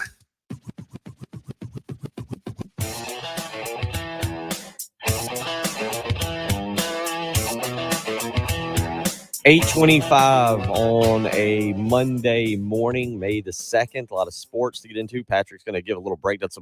The Tennessee baseball pitcher, what he was doing over the weekend, absolutely insane. I'll let Patrick give you some stats there. If you want to weigh in, 803-404-6100. Laura weighing in. Always love listening to Benji, Bob, and Tommy in the mornings. Yeah, they set a precedent and a lot of good interaction. I was just kind of scrolling back through my phone and reading a text that Jen, who will be back tomorrow, had She said with her, Jen Jensen, telling me last night, her and Benji were always more like siblings. And she has really been affected by this. A lot of people hurt this morning. It's the best way to say it. But I know Benji would want us to laugh and remember the good times and cut up. He was, again, an incredible, incredible person. Always had an incredible personality, had an energy about him, a smile, a laughter, voice inflection. He could walk into a room and raise that voice and say hello, and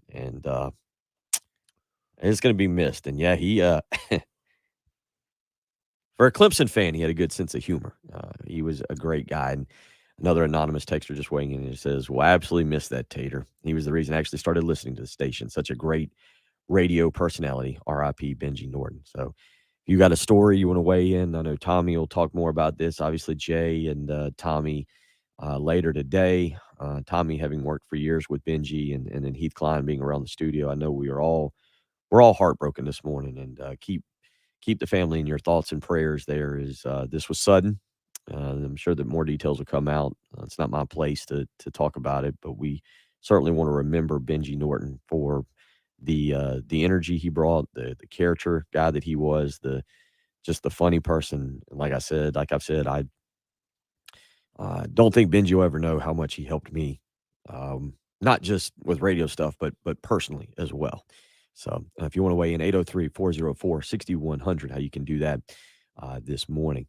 Patrick, yeah, South Carolina gets the sweep this past weekend. They win, but Tennessee has got a pitcher doing just absolutely incredible things. Read again what you were reading off air on the Buford Lending live stream there as it pertained to the Tennessee baseball pitcher this weekend. Yeah, and South Carolina fans saw him earlier in the season when he just mowed down our lineup. But Ben Joyce, the pitcher for Tennessee, I saw initially that he threw a 105.5-mile-an-hour pitch. That was on the SC Network, what it showed, and it said the fastest pitch in baseball. They may have gone back and reevaluated that, but nonetheless, this is from Wes Rucker from 24/7.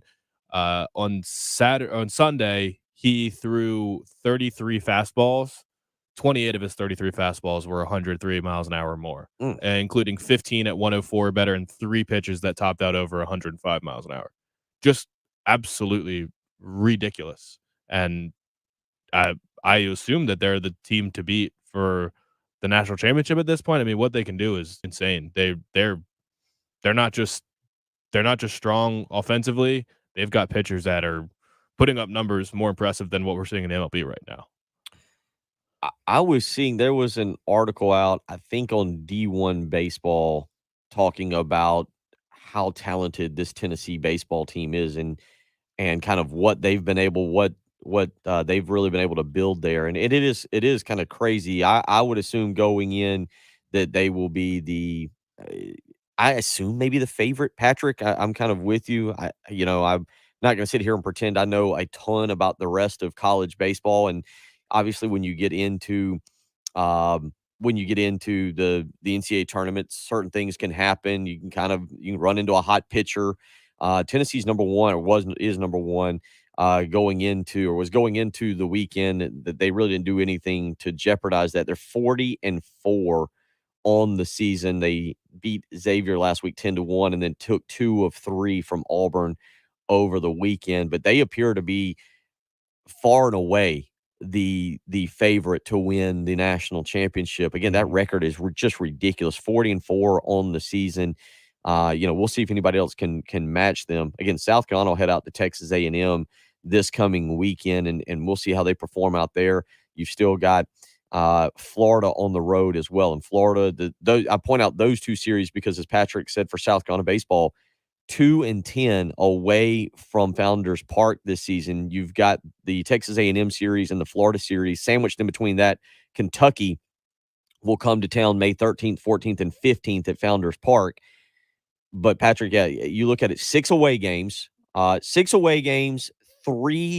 midweek games. North Carolina A&T, USC Upstate, and Charlotte. All 3 of those also at Founders Park. So you've got the 6 away games and the 3 midweek games.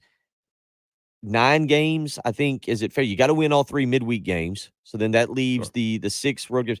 And really, I think you would say you need to split 3-3, or do you need to go 4-2 on those? Probably 4-2. Yeah, I mean, at some point you need to win series on the road. I don't think splitting is just going to be enough. Like you're 2-10. It's just not good. You're on the outside looking in right now. I would say you just have to win all 3 series. Like that's where we're at right now. Your back's against the wall, and prove that you can go win a road series. I wouldn't be satisfied with ending the season with one road win or one road series win. We will continue to watch that South Carolina Wednesday night, North Carolina A&T. That game you can hear right here on 107.5 The Game. You also be able to check it out on the SEC Network. So we will continue to talk baseball throughout the week. John Whittle will join us tomorrow morning, and we'll get his breakdown on the baseball team and kind of how things are standing. We'll also talk a little basketball with him as it pertains to South Carolina and the transfer portal. So that'll be tomorrow morning, 7:30. John Whittle will join us. We'll continue to roll on. Several of you weighing in. Peter on the text line saying, back in the early 80s, Benji Norton was a DJ. Something across from BC High School. He would ride through the parking lot in his Trans Am. That sounds like something Benji Norton would do. And Tom over in West Columbia says, Benji Norton was a great radio personality and an even better person. I always liked that he didn't pretend to be an expert in all things sports and brought what I would call a fan perspective to the conversation. R.I.P. Benji. We certainly will miss him. If you want to weigh in with a Benji Norton story this morning, we'd love to hear from you. 803-404-6100. It's the early game on 107.5 The Game. 107.5 The Game's Heath Klein was there in Minneapolis with the Gamecocks as they won their second national title. Get ready, Columbia.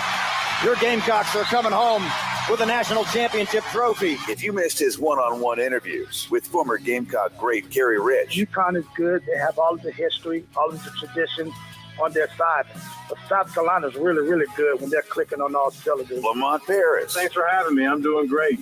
Hopefully it's a great Sunday night for Gamecock Nation after the women do their deal tonight. For the voice of the Lady Gamecocks, Brad Muller. It would be the perfect ending for South Carolina, as they have been the team that's been hunted all season long. James is the number one team in the nation, wire to wire. Just go to Heath's show page at 1075thegame.com. Have microphone, will travel. Heath Klein is there Live from Minneapolis here, 107.5 The Game. on your home of the Gamecocks. 107.5 The Game. It is time for you to call Benji Getsy with Buford Lending. If you haven't done it, there's still opportunities out there in the mortgage industry to save money with lower interest rates. Right now, the interest rates they're back up. They're rising a little bit, but you need a broker that has experience in the business. And with 25 years of experience in the mortgage industry, Benji Getsy can help you. So give him a phone call this morning, 843-524-2404. That's Buford Lending. Let Benji Getsy be your broker. Give him a chance, 843-524-2404. The first thing Benji wants to do is just do a free evaluation of your current mortgage situation. Find out how he can save you money, whether you're a first-time home buyer or if you're looking to refinance. Now is the time to see what interest rates you can get. And with Benji and his experience in the industry, he can help you shop and lock your rate in today and help save a little bit of money when it comes time to make that payment. So don't wait any longer. Call Buford Lending this morning, 843-524-2404. Again, it's 843-524-2404.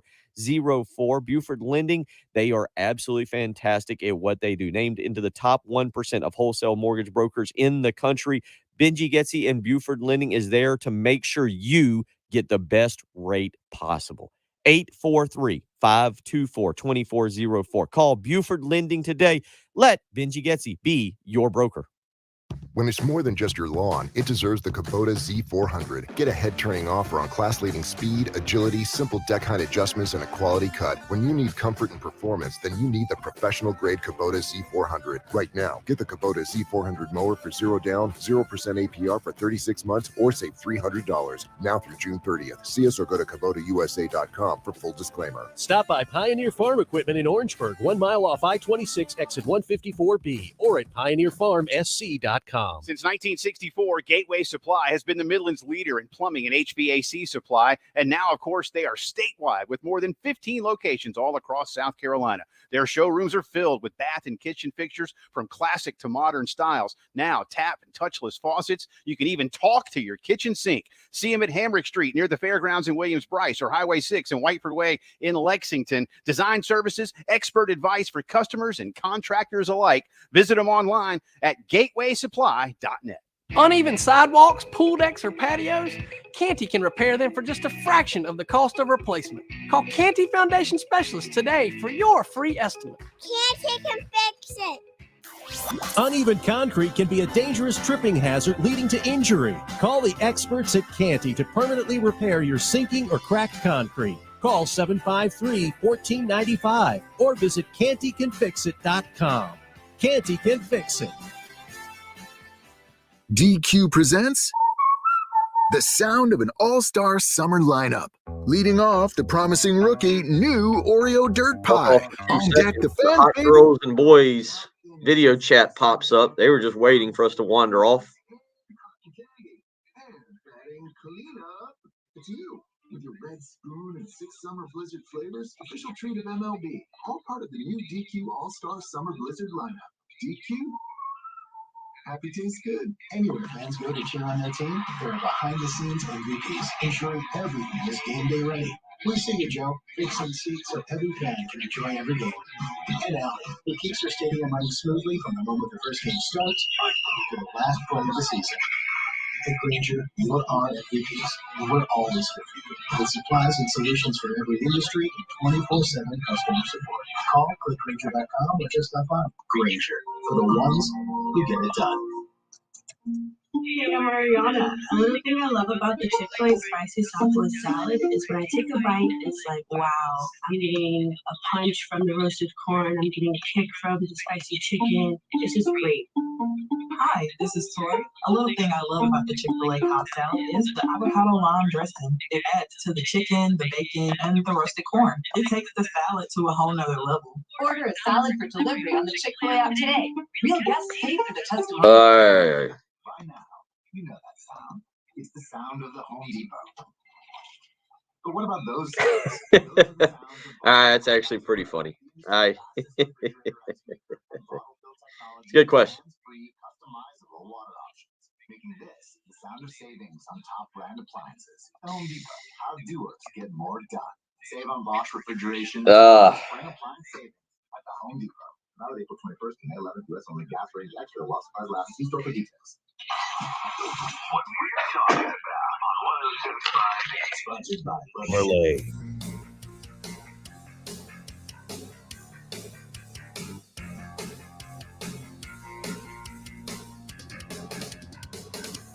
$8:39 on a Monday morning, May the 2nd. Bill Gunner, Patrick Perrett, as we are moving through about 20 more minutes left in this program. Again, tomorrow morning, John Whittle will join us. We'll have some different guests throughout the week as we head toward the Goodyear 400. Patrick Perrett will make his first ever appearance in Darlington this weekend for the Goodyear. Second appearance in Darlington. Second. Well, in Darlington, at Darlington, or? Yeah. What was First appearance was picking a friend up the day after the race from the okay. The prison across the street. Patrick will be in the infield, tailgating, partying hard. He's even thought about with the Kentucky Derby going on Saturday, going down and just being a bookie in the infield. Not a bad plan for you there, Not buddy. a bad deal. I could make some money. These guys don't know horse racing. They know car racing. They know stock car racing. There's always going to be that one guy out there. I don't, you mentioned it last week with the Kentucky Derby. Busy week coming up. You got South Carolina baseball. We've got the Kentucky Derby. You've got the Goodyear 400. NBA playoffs is fully underway. NHL playoffs get going tonight. A lot of really good things going on, but no Bob Baffert this year at the Derby. And typically I would just say, all right, who's Baffert's horse? That's who I'm taking. Right. It usually works. It actually does kind of take some of the air out of the Derby because that's like the one thing everyone can pretend that they know. I don't know any of the other trainers here. And I'll know once they do the Sunday Night Football style introductions for the jockeys. I'll recognize some of them, but I don't know anything else that's going on. I'm just Epicenter, I believe, is the Yeah, that's the favorite. favorite. Is it Messier? Is that like Mark Messier? Is Yeah, it that looks like it. That's what I thought. I didn't know if it was named after him or not. Yep. Can't we just name these horses something usual? Is it Taliba? We got a Messier, a Taliba, and a Zandon, all at 6-1 odds right now. Epicenter is at 5-1 this coming weekend. Mo Donegal. Are you looking at these names? No, I looked at him yesterday. Let me check him out. I mean, just what are we doing here? There's a Smile Happy. There's only so many names that can be named. Like, we're running out. You got to be a little more creative. Or I like Tiz the Bomb. She. I don't know, whatever. Horse. Cyberknife. Simplification. Early voting. I feel like that's probably. Slow Down Andy. Crown Pride. Summer is Tomorrow. Really, what's going on with naming the horses here? Like, is it like Hurricanes now, or like you said, we're just out of name? Can't we just call one like Carl? Yeah, but I've thought about, like, if I bought a horse, what would I name it? I have no idea. It's so hard to think of a name.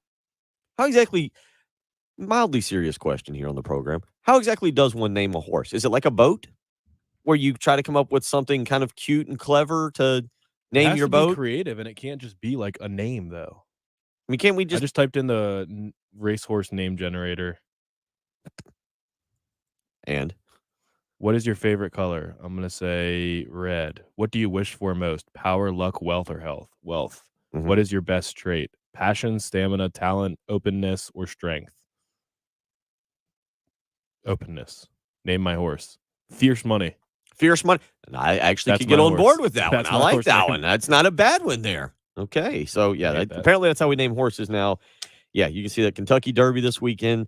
Goodyear 400 this coming weekend. Let me see here. They have not finished the race from yesterday yet. A little bit of some rain got in the way, so they will wrap up yesterday's race later today. I think it gets going again at noon there. So that is over in Dover. And then, of course, this coming weekend, Darlington. Again, NBA playoffs underway and fully invested in that. NHL playoffs get going tonight, and we will talk about that and wrap up the NFL draft. It has come to a close. And Patrick Perrette, how do you feel? Like, are you exhausted? Are you happy it's over? Are you sad it's over? No, the draft's never over. I'm on a 2023 Alabama guys topping out at 1 and 2 on the draft. Will Anderson, Bryce Young, number 1 and 2 on the 2023 board. There you go. There you go. So there we go. 803-404-6100. You're listening to the early game on 107.5 The Game. The Extra Point. With Pearson, Preston, and Gamecock Central. 9 a.m. to noon. On your home of the Gamecocks. 107.5 The Game. 107.5 The Game traffic from the Shepherd's Glass Traffic Center. Shepherd's Glass, a true reflection of quality. ShepherdsGlass.com. And looking mostly clear in the Midlands right now. Just want you to be aware there was a hit and run earlier on I-20 eastbound around mile 55. That might still be getting cleaned up right now, but otherwise we're looking clear right now. Again, I-20 eastbound, mile 55. Sponsored by KFC. Sharing sides is good. Getting enough so you don't have to? That's finger licking good. Choose 3 large KFC sides, like secret recipe fries or creamy mac and cheese with 8 pieces of tenders or fried chicken when you get KFC's Side Lovers Meal. Order. Magita. I'm gonna do another generator.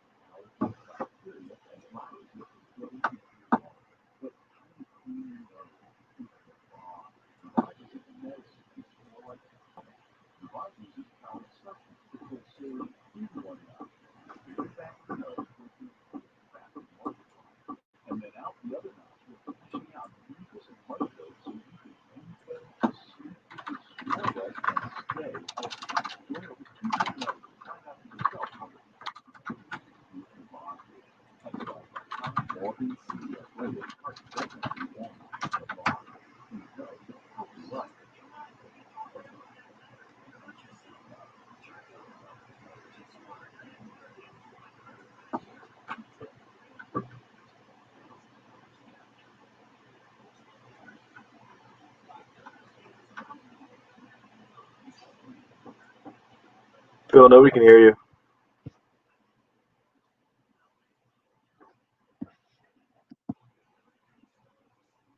Speakers off. Or your mic's off. Yeah, I'm sorry.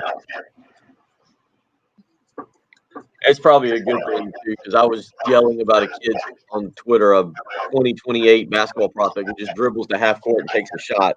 But it looks like it was the end of the it looks like it was the end of the half, so perfectly okay there. Not just a kid dribbling up and shooting the basketball. Although, why did nobody pick him up earlier? That's a weird video here. CJ Stroud, number 3 on the board. DJ Stroud, number 3. Jackson Smith and Jigba also top 10. The early game. With Bill Gunter, Patrick Perret, and Jen Jensen. On your home of the Gamecocks. The early game. 107.5 The Game.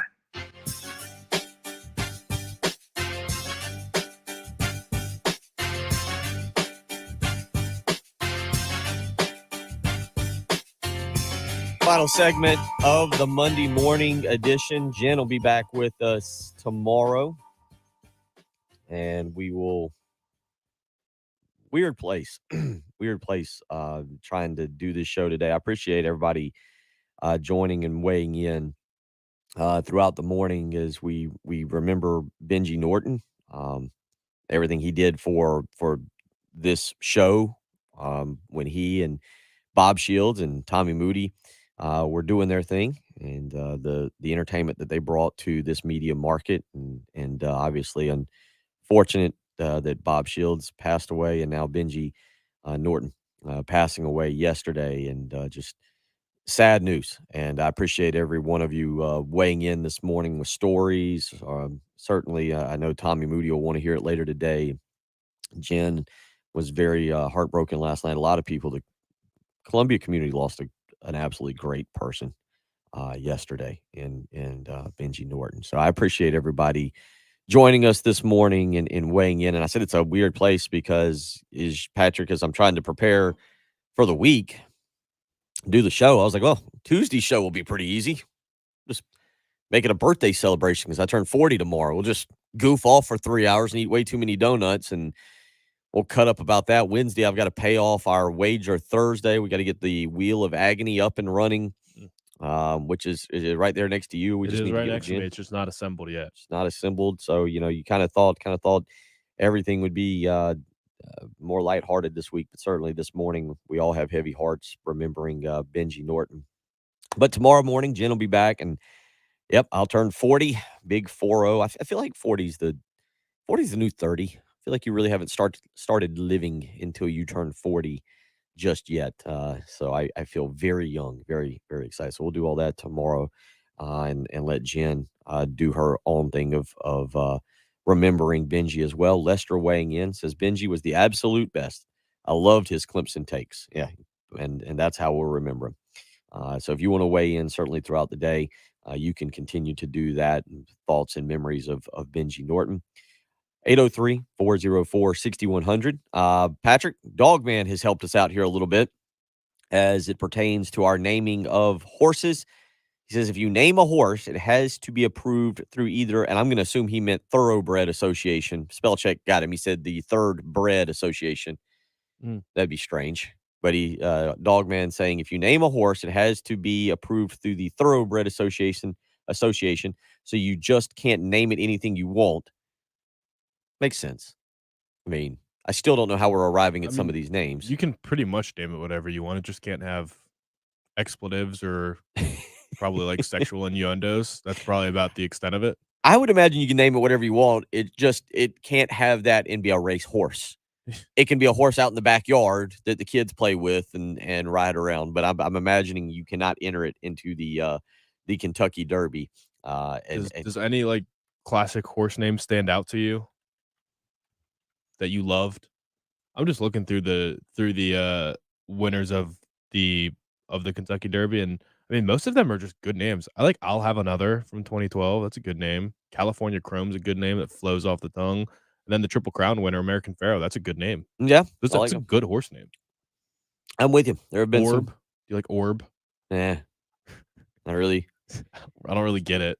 I mean, yeah, always dreaming America. The first racehorse I ever remember was Smarty Jones. I remember being at a graduation party for one of my cousins and watching him go for the Triple Crown there at the Belmont and having a huge lead and then getting caught. And I don't remember who he was caught by, but I do remember that. I'm see here. I'm just trying to look at some of these names. I see Green Alligator in 1991. I'm not saying that these are ones that won, but yeah. Go for Gin. So a couple. Yeah, we'll continue.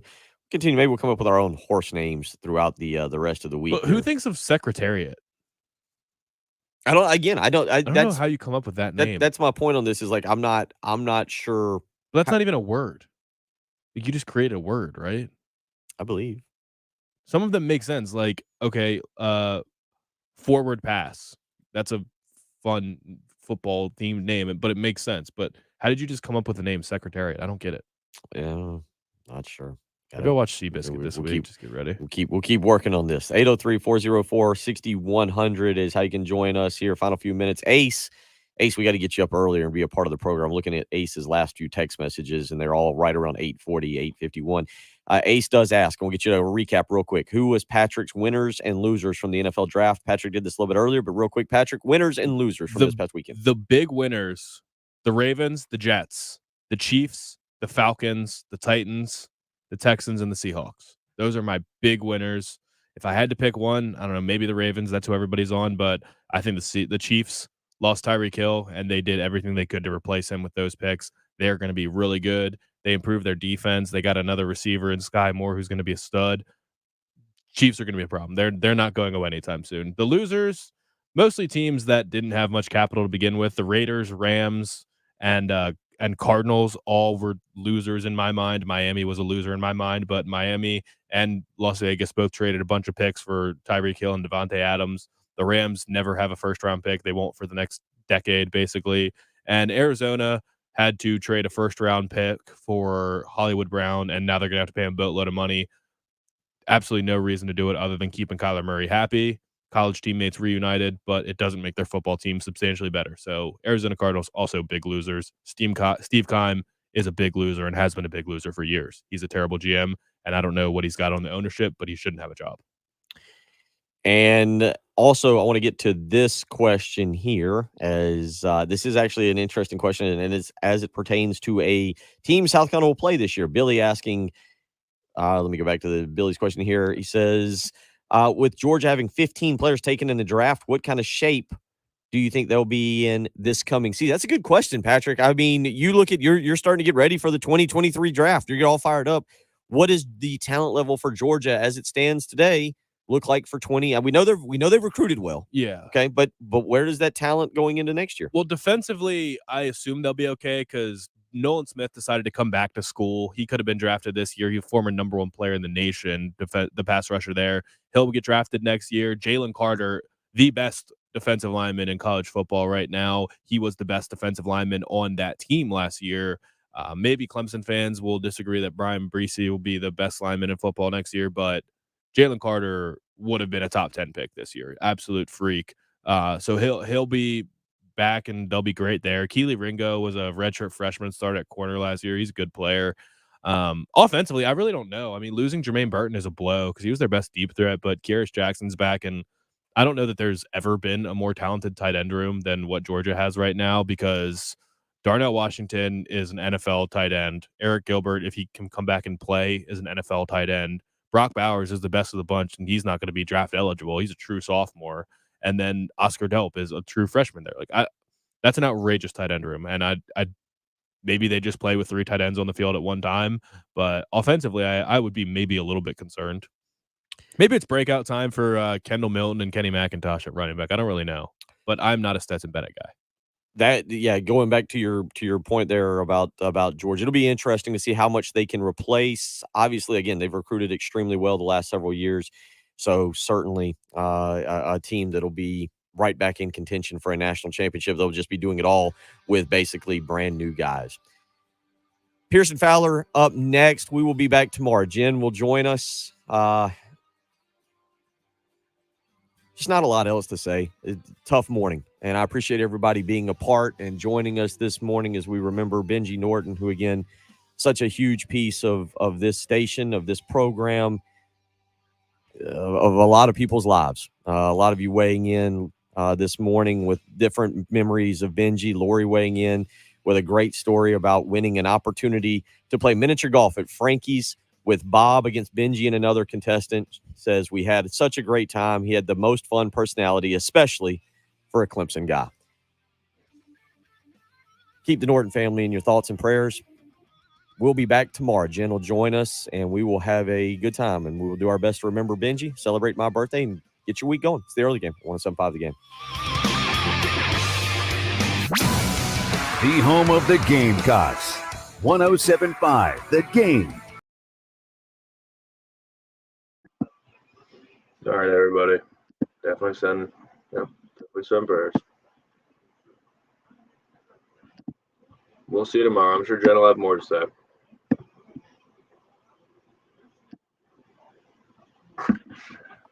Have a good day.